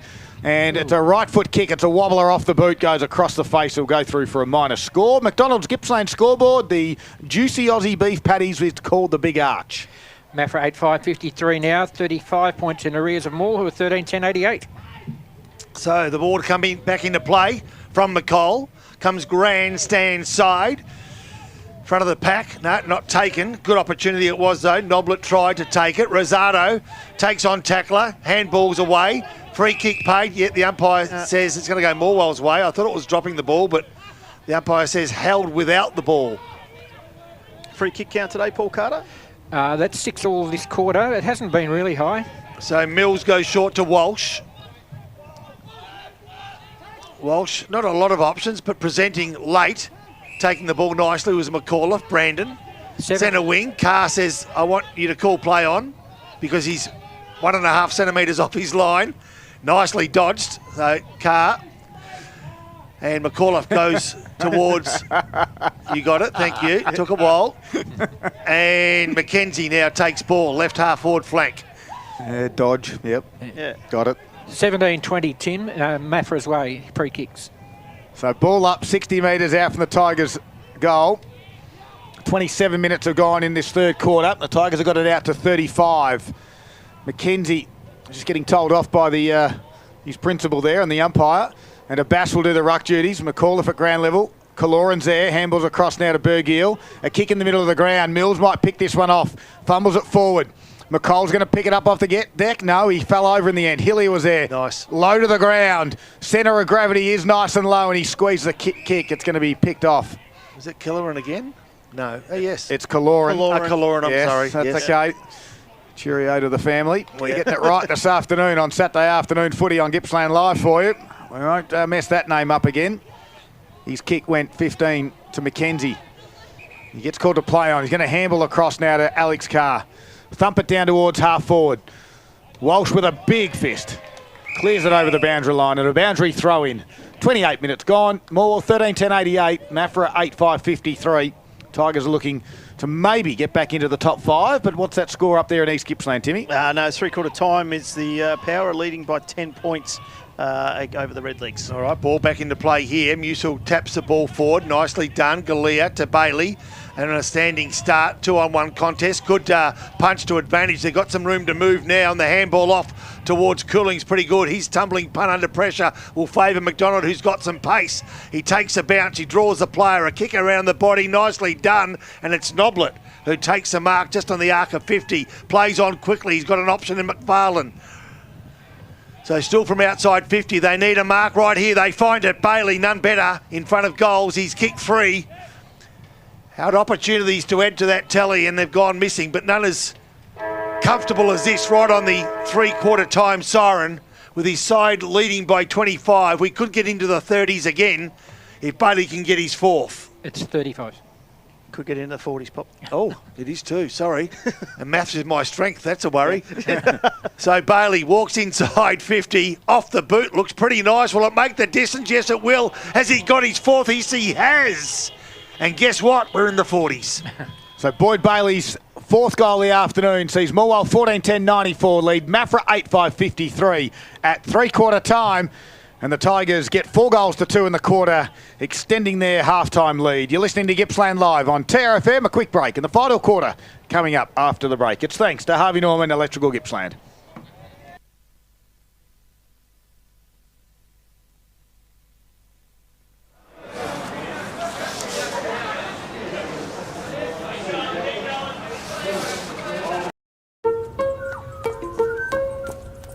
Running a small business can sometimes feel like a full-on marathon.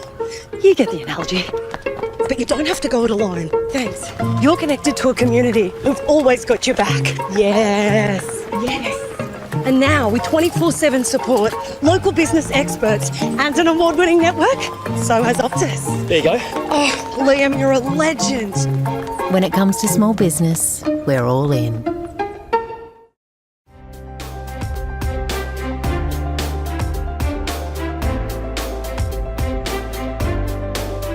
A new standard of family living is coming to Gippsland.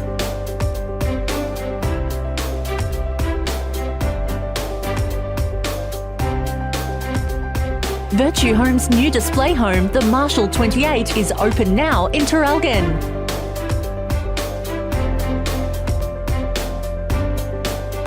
The Marshall 28 is perfect for families and couples seeking a fresh, innovative home. Thoughtfully designed to evolve with you with a light and airy feel. You can rest easy knowing it's built by the award-winning team at Virtue Homes.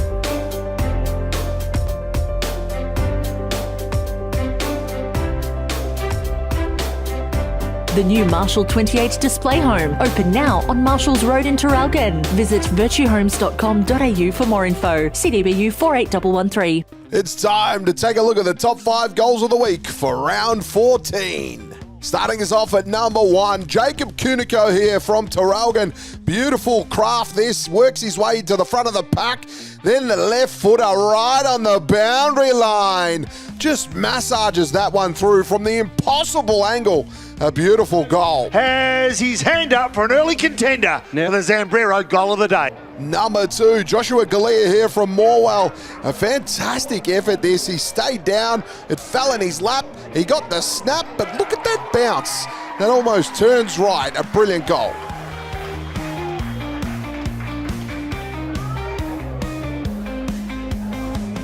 Number 3, Liam Willerton here from Traralgon. A fantastic goal this. Gets the hand pass here, but look at the shape on this. Outside of the boot, but look at it come all the way back. A brilliant goal. Releases Willerton, and on the outside of the right boot, Liam Willerton. He gets a Zambrero goal today, contender for Liam Willerton. Number 4, Braden McCary here. This is fantastic. He was front and centre, just scoops it up, and then the snap to put it home. Right place, right time.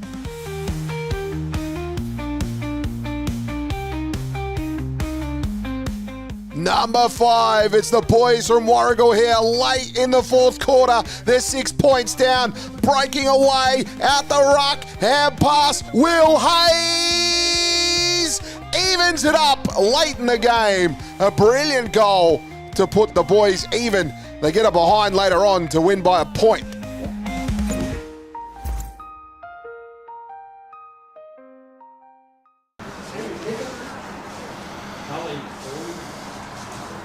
Yeah, it is. The final countdown. The Tigers in control at the moment. 14-10-94. 41 points up on Maffra, 8-5-53. It was 4-2 in the quarter, with Bailey kicking one on the final siren there.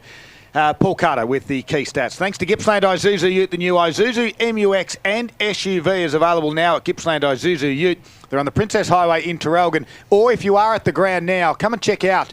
I've got the D-Max here this afternoon. There's also a white one there as well that Timmy drives. But just near the canteen, a beautiful vehicle. Come and check it out. They are from Gippsland Isuzu Ute. Well, Morwell certainly had the better of the inside 50s, 13-8 in that quarter.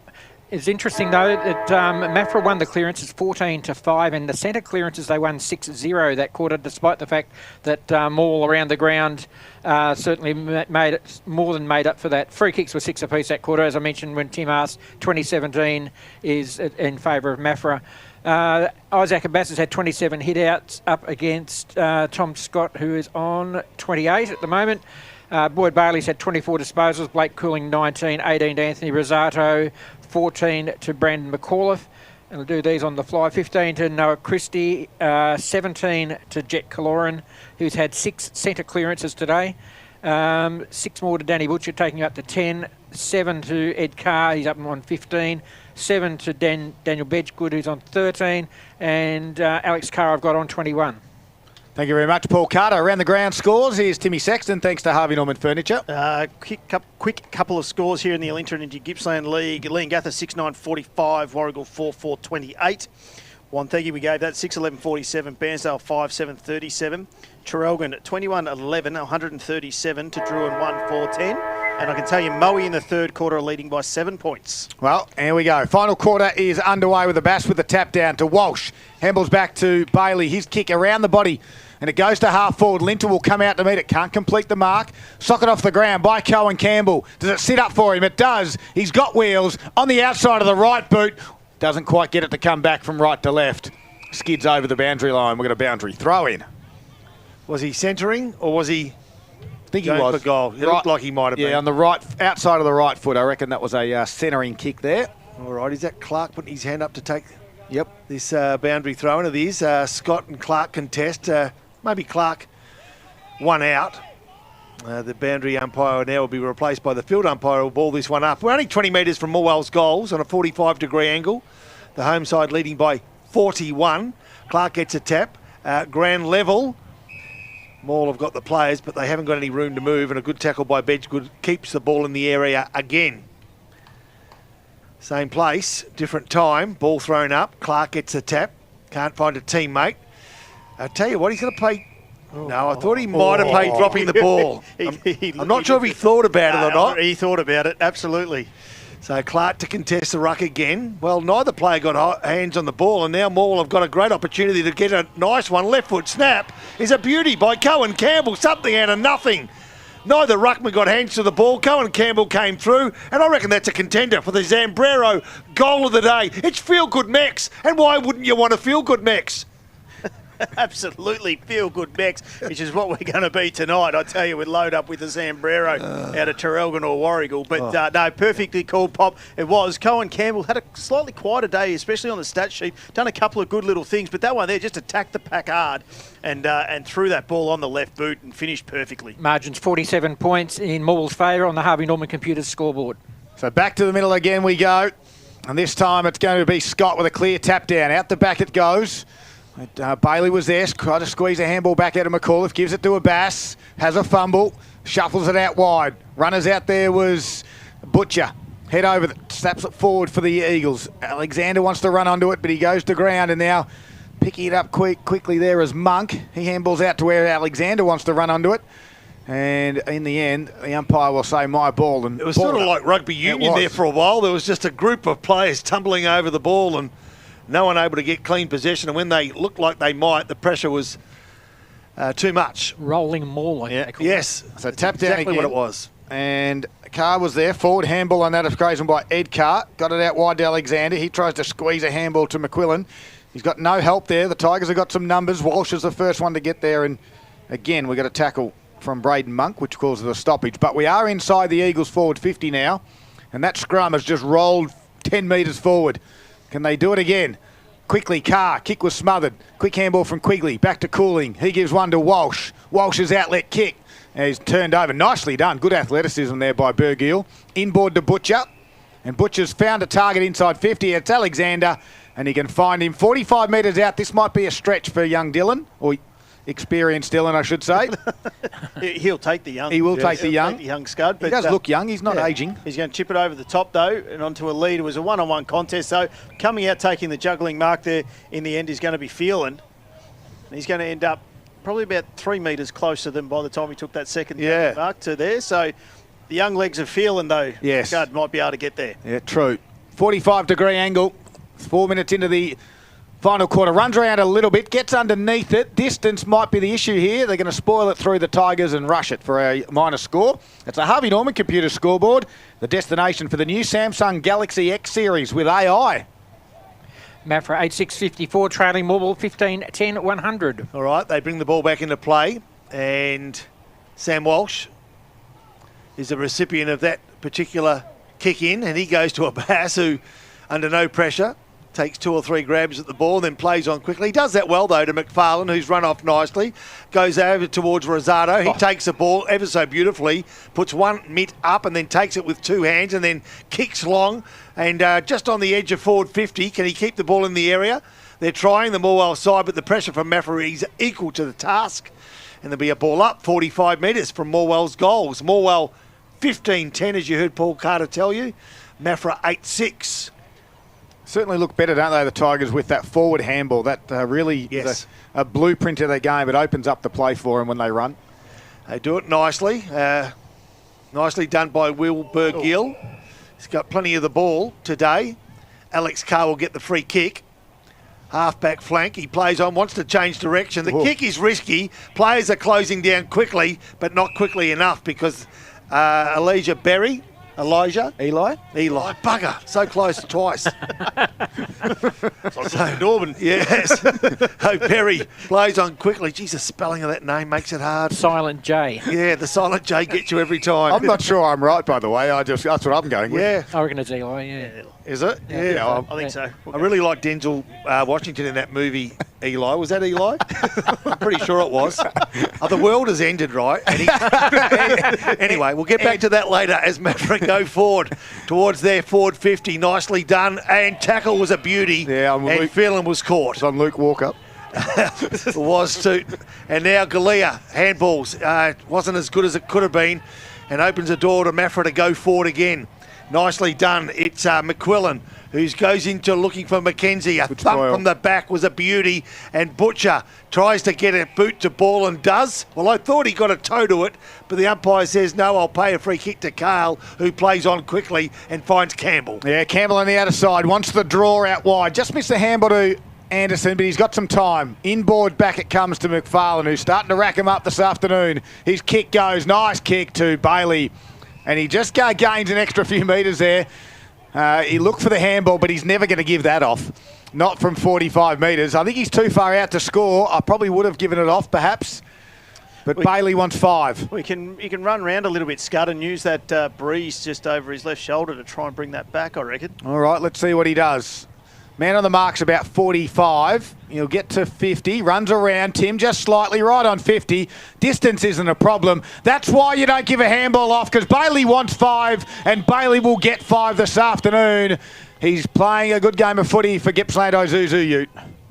16-10, 106 is the Morwell score, sitting on the Harvey Norman Computers scoreboard. They are 52 points ahead of Maffra, who are 8-6-54. So the Book of Eli is a 2010 American post-apocalyptic neo-Western action film. Yeah, but how do you spell it? Well, it's Eli. Oh, different. You know what I mean? Yeah, the story revolves around Eli, a nomad in a post-apocalyptic world who seeks to deliver his copy of a mysterious book. Let me tell you, the mysterious book was a Bible. To a safe location. Oh, look, we'll get back to the footy in a second. Back in the middle, Pop. McFarlane got a handball out towards Galea direction. McQuillan fights hard with Galea, who stands up in the tackle. A couple of scores around the grounds, thanks, Harvey Norman. We'll continue in a moment. Yeah. Sorry, Cowa leading Gormandale by 43 points. Yulon North are 151 points in front.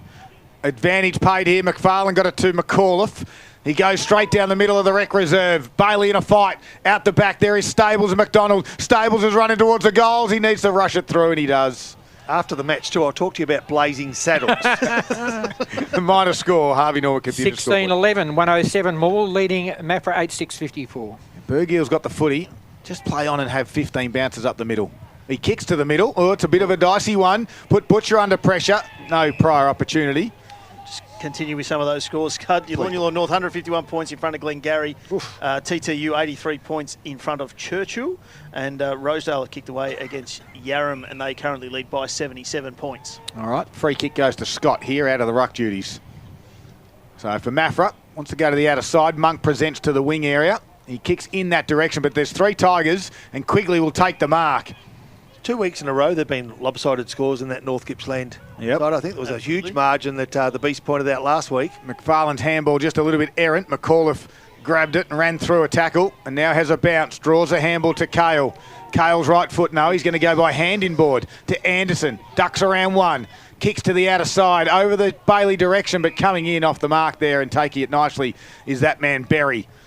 And he goes to Dyer in the middle of the ground. So is that any relation to the Berry that plays at Adelaide Crows from Maffra? Good question. Not sure. I think the messages will go up and let us know about that one. It's a good question.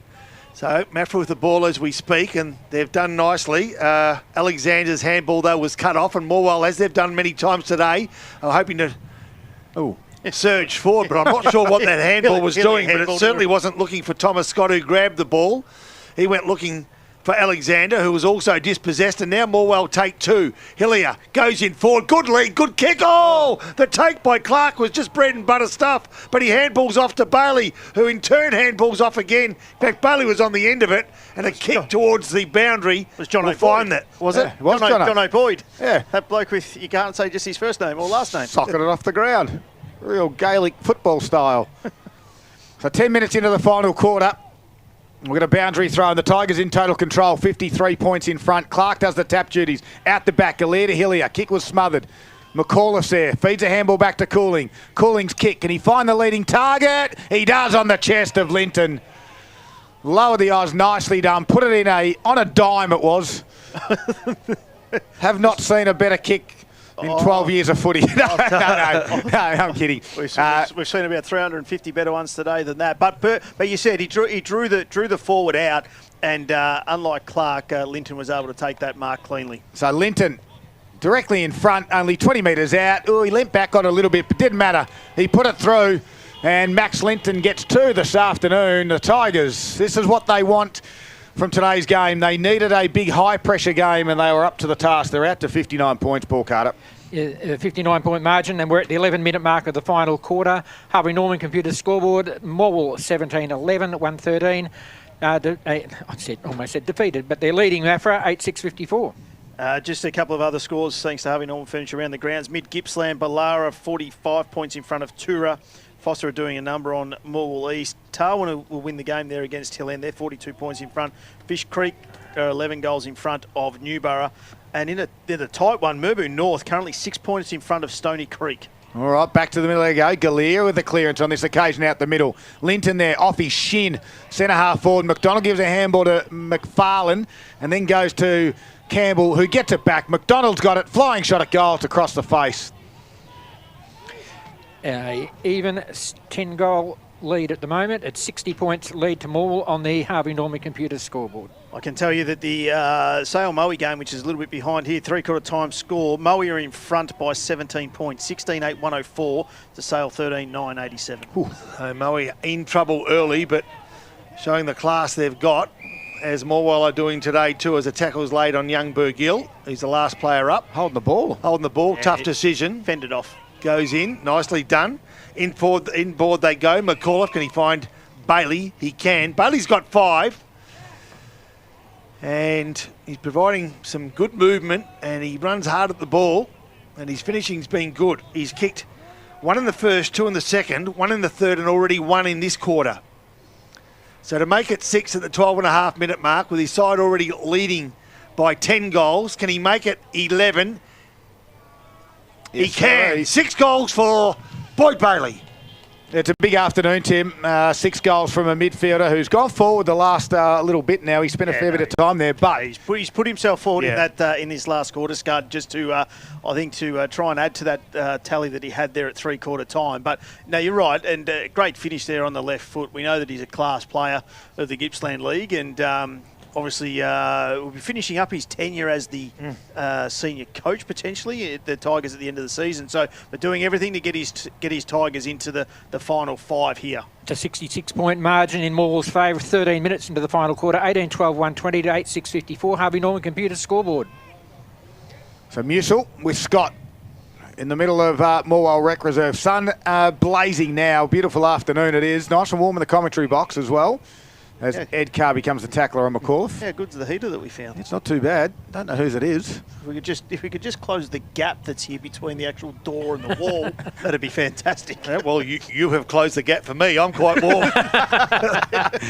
Kaloran squeezed a handle out wide now to Phillips. Right foot high kick to a centre half forward area it goes. A good body strength from Alex Carr to take the one-hander.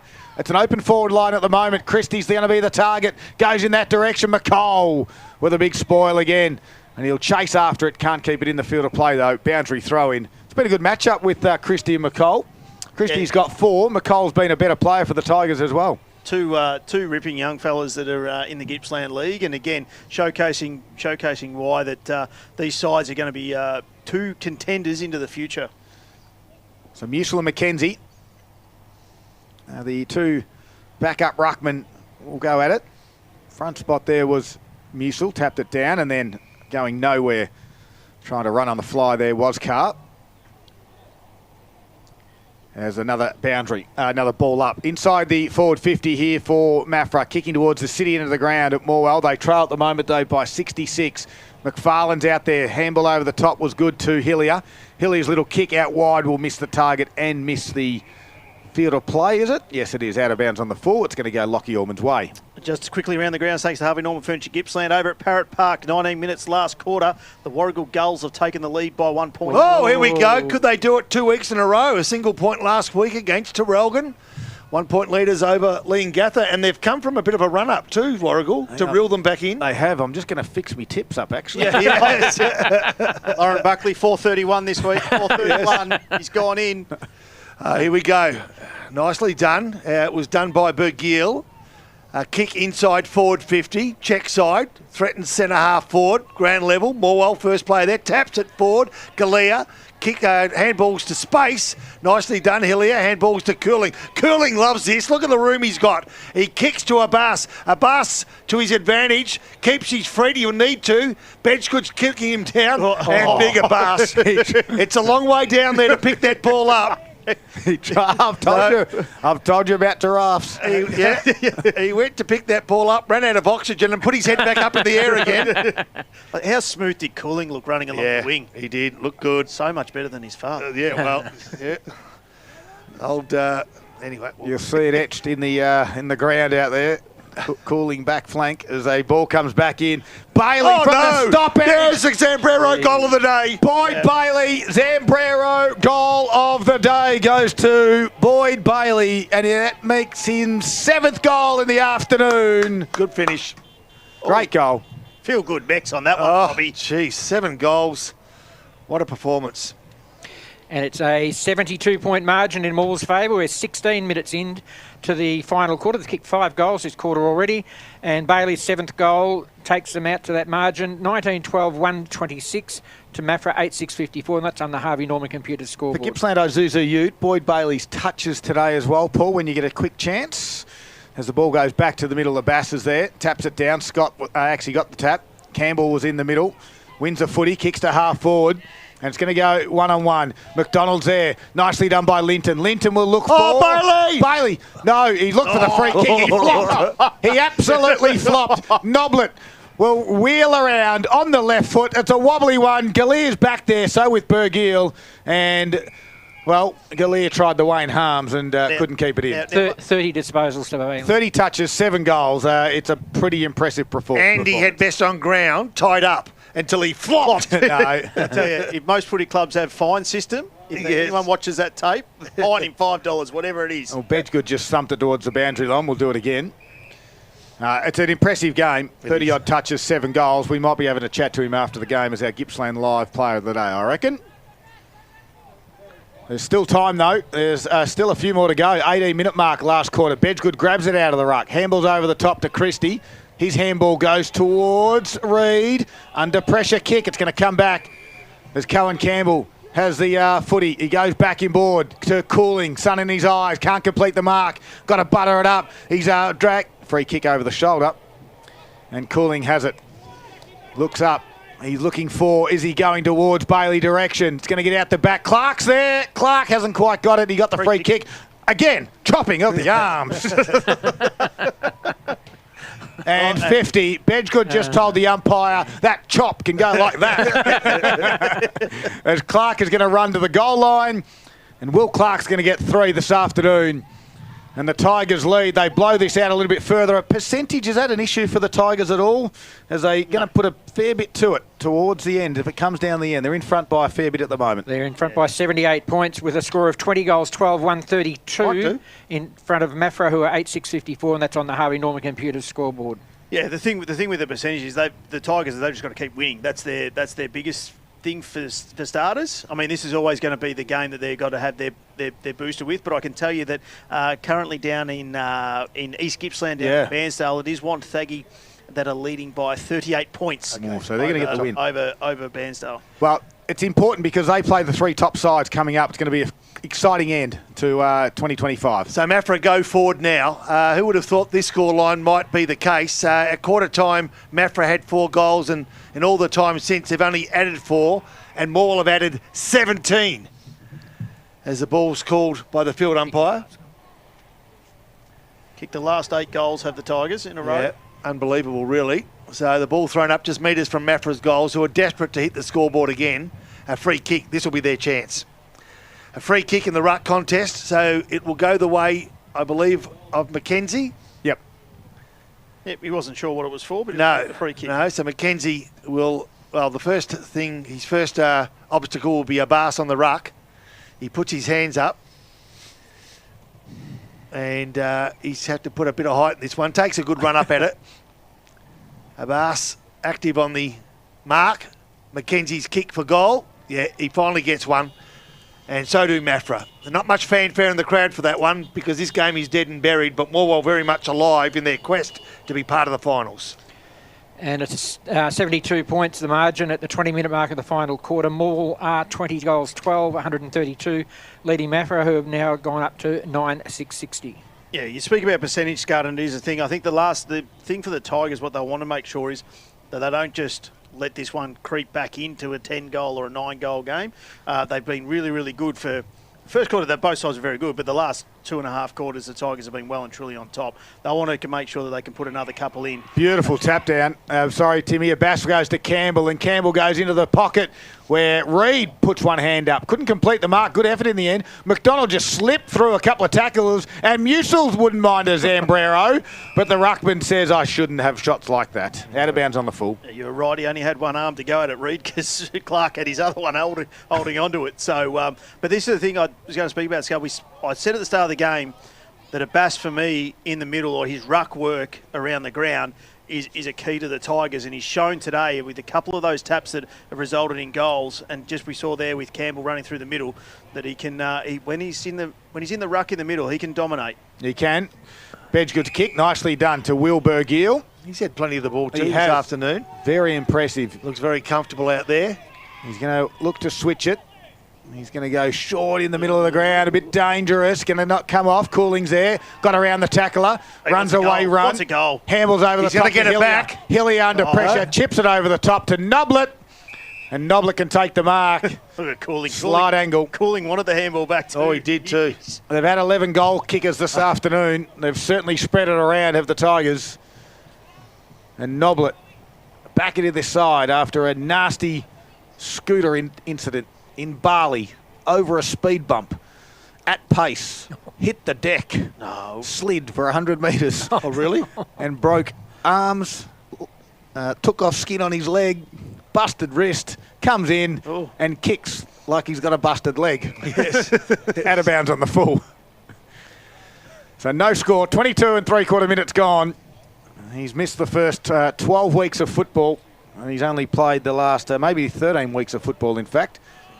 And the switching kick there from Bergiel lands in the hands of Bedgood. It does indeed, who in turn goes short. Geez, a risky kick if it didn't come off. It has, though. So Maffra in defence, right back pocket. They're sort of weaving their way through if they can, but it's going to not pay off. Galea came through, added some pressure, couldn't take the ball. Cooling can, kicks to... Well, he kicks to space, was probably his only option as Bedgood fed it off nicely to Carr, who in turn went the 1-2. Good Beautiful handball over the shoulder and clears the area, but only as far as McGuinness. McGuinness gives ground, keeps possession. Aidan Quigley now with the ball, goes inboard to Cooling, and Cooling now. Handballs to the advantage of a teammate, and gee, ever so easily Aidan Quigley gets around a defender. Out the back is Bailey. He's kicked 7. He won't kick 8. The ball bounces over the boundary line. Just quickly around the grounds, thanks to Harvey Norman Furniture Gippsland at Parrot Park. The Parrots have taken back the lead. They're in front by one straight kick. We hit the 28-minute mark of the last quarter. This is big for Leongatha. Gee, they're a good side. They had 10 out of this side at the moment. All injuries and lots to come back in. They are such a system-based team. It doesn't matter who's playing. They just know their role. And they know how to win games. I'm just going to watch this one, Scud, just to make sure we've got that. Feel free to call it if you need to, any stage. There's back here. Reed will take it out of the ruck. Squeeze to handball to Alexander. His kick is not going to come off. Cooling's out there, top of the 50. On the left, gets it back to a dangerous spot. Clark's there, Noblett's there, so's Reed. Your mate Talon Brill just sucked in a free kick there, Scud. So the Parrots have got control and they're just going to try and wind this clock down. It can't be long to go. All right, so Butcher here, back at the Rec Reserve at Morwell. Kicks out wide to Monk. And Monk with both knees strapped. Just gets up a little bit proppy, wants someone to come at him, and then goes laterally out to Alexander. It bounced at his toes. Hillier slips over, and then Alexander's in a little bit of pain as well, and the umpire said will be my ball. He might have just a wrist. Yeah, a little bit awkward there when he slipped and tried to mark it at ground level. Tim Sexton here on TRFM. Have a call. Sorry, buddy. I'm just checking my quaddy dividends. Abbas gets a beautiful tap down again. Kaloran tried to get it clear but couldn't. Bailey, he just got it out there with a beautiful left-hand handball. Hillier with one hand puts the ball inside 50. Play on's the call. It's going to be McDonald on the right boot. Is he going to centre it? He does at the top of the square. 1-on-1 contest. 1, 2, 3. Don't pay it, umpire. He doesn't. And it's rushed through for a behind. Making the margin 73 points in Morwell's favour. They are 2013 to 9-6. Killigrew clears the area. Bass dropped the headers. He put the hands up and as a consequence couldn't take the ball. Then butters up with a nice tackle on Monk.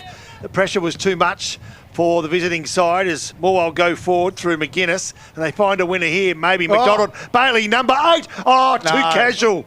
Too casual and just hit the ball on the wrong side. And it was a behind when it really was bread and butter goal for Bailey.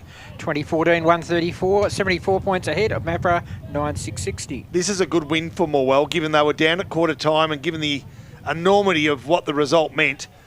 To do what they did, compose themselves and then run over the top of this Maffra side so comfortably is a good win. Sets up a big game next week. They take on Moe at Moe, the Tigers do. As the kick out from full-back, Wilbur Gill finds his teammate out there, Ryan Phelan, although the free kick will go Phelan's way. A couple of these youngsters had pretty good games this afternoon for the Eagles. Phelan will go short and just get it to his teammate. And that teammate's going to go short to Carr. Missed him. Just kicked it out of bounds on the full in the end. And he won't be too happy with that one, is Elliot Stables. So Cohen Campbell for the Tigers. Looks up. Musil presents. Ignored. Goes in the direction of Clark, who's got a couple to get through in the end. He does compete. Brings it to ground level. Big fist down. Squeeze to handle that. John O'Boyd sold some candy nicely. Can he execute with a kick out wide to Carr? He can't in the end. Poor old Carr. He's had 2 kicks towards him. Yeah. As he just does a handstand over the fence. And both of them have been poor. I can tell you guys that at Leongatha there, the Parrots continue to stay on top of the ladder. They have beaten Warragul 7-11-53 to 7 goals 5-47. 1 goal difference. Geez, they've highs and lows for Warragul in the last week and a bit. As Morwell tapped the ball forward, inside forward 50. On the end of it is Hillier. Can he see a lead? He can. Can he find the player? Nearly can. Danny Beautiful Butcher. play by Butcher to run with the flight of the ball, knowing there was a contest coming. Took the ball beautifully. So Butcher, not sure of these options and doesn't really gain ground. In fact, the kick, as it found a teammate it has in the end, found Harper Walker, who gives it back to Butcher, who now plays on quickly, desperate to get into the corridor. And that kick was a beauty. Comes out the back and finds a teammate in Elliot Stables. He in turn plays on quickly towards Ed Carr. So Ed Carr, gee, there's not a lot of options forward there. And so he holds onto the ball for longer than would have liked and then in the end just gave it up. And the mark will be taken by McGuinness, half-back flank. His game winding down to a finish here, 28 and a half minutes gone. It's been taken by McAuliffe. That McGuinness kick found that player. Plenty of calls for the ball as McAuliffe kicks long, but he in turn's given that one up. A free kick on Carr. I don't think there's any remonstrations needed because there's nothing to be gained. As Maffra go forward, they do it through Berry. That's Eli. Tell you about the movie later. He goes inboard now, and Walker walks this one in, and toot toot, he's got it. Well done, nice finish. Yeah, good work by the Eagles there. They got it on the outer side. It was a nice kick in the end from Berry. And Walker just running into that one. Nice goal there for Harper. Gets his first of the afternoon. The margin back to 68 points, Paul Carter. And then the final siren going any moment now at the 29-minute mark of the final quarter. Maffra 10-6-66. They're trailing Morwell, who are 20-14, 134.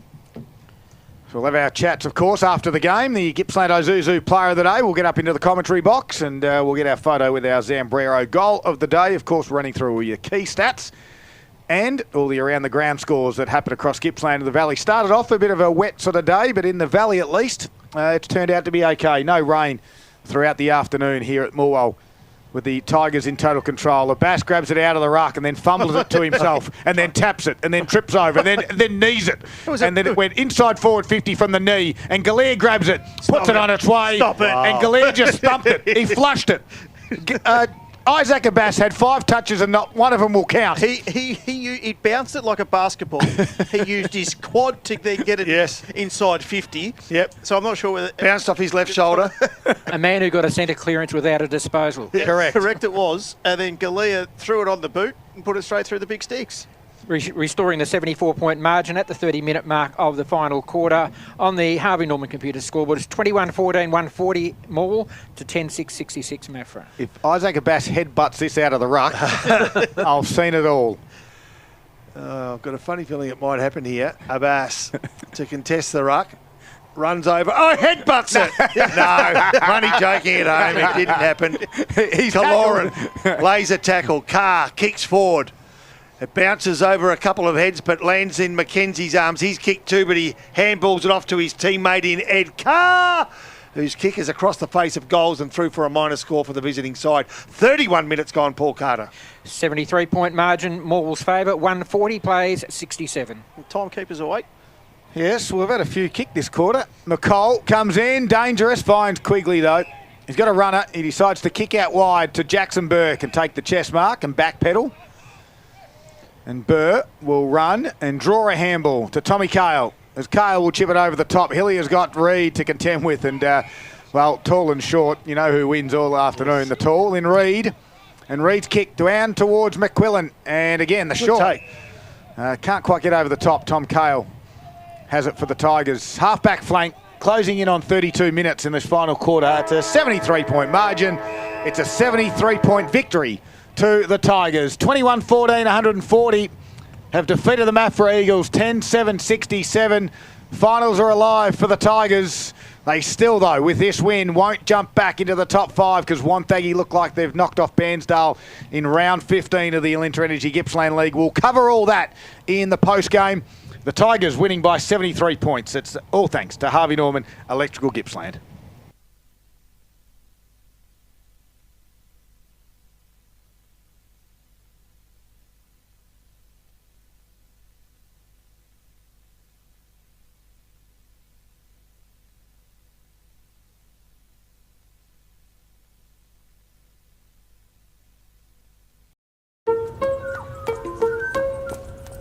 Running a small business can sometimes feel like a full-on marathon.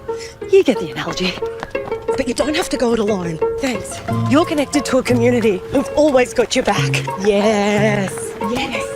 And now, with 24/7 support, local business experts, and an award-winning network, so has Optus. There you go. Oh, Liam, you're a legend.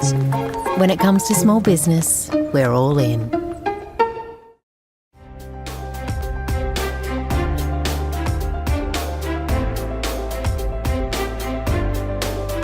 A new standard of family living is coming to Gippsland.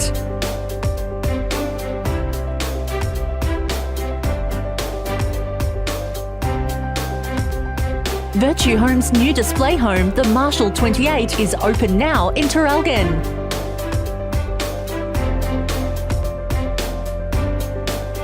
The Marshall 28 is perfect for families and couples seeking a fresh, innovative home. Thoughtfully designed to evolve with you with a light and airy feel. You can rest easy knowing it's built by the award-winning team at Virtue Homes.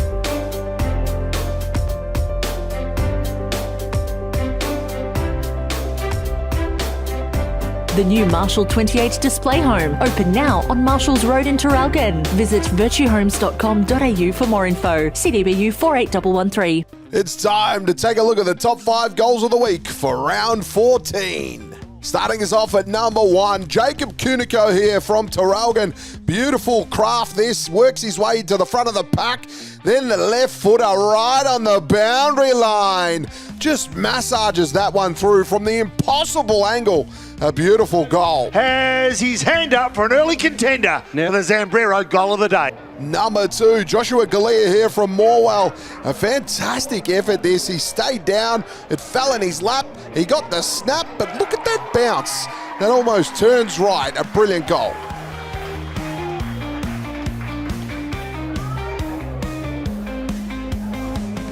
Number 3, Liam Willerton here from Traralgon. A fantastic goal this. Gets the hand pass here, but look at the shape on this. Outside of the boot, but look at it come all the way back.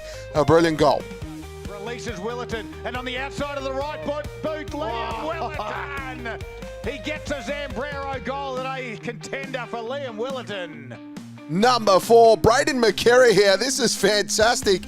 He was front and centre, just scoops it up, and then the snap to put it home. Right place, right time.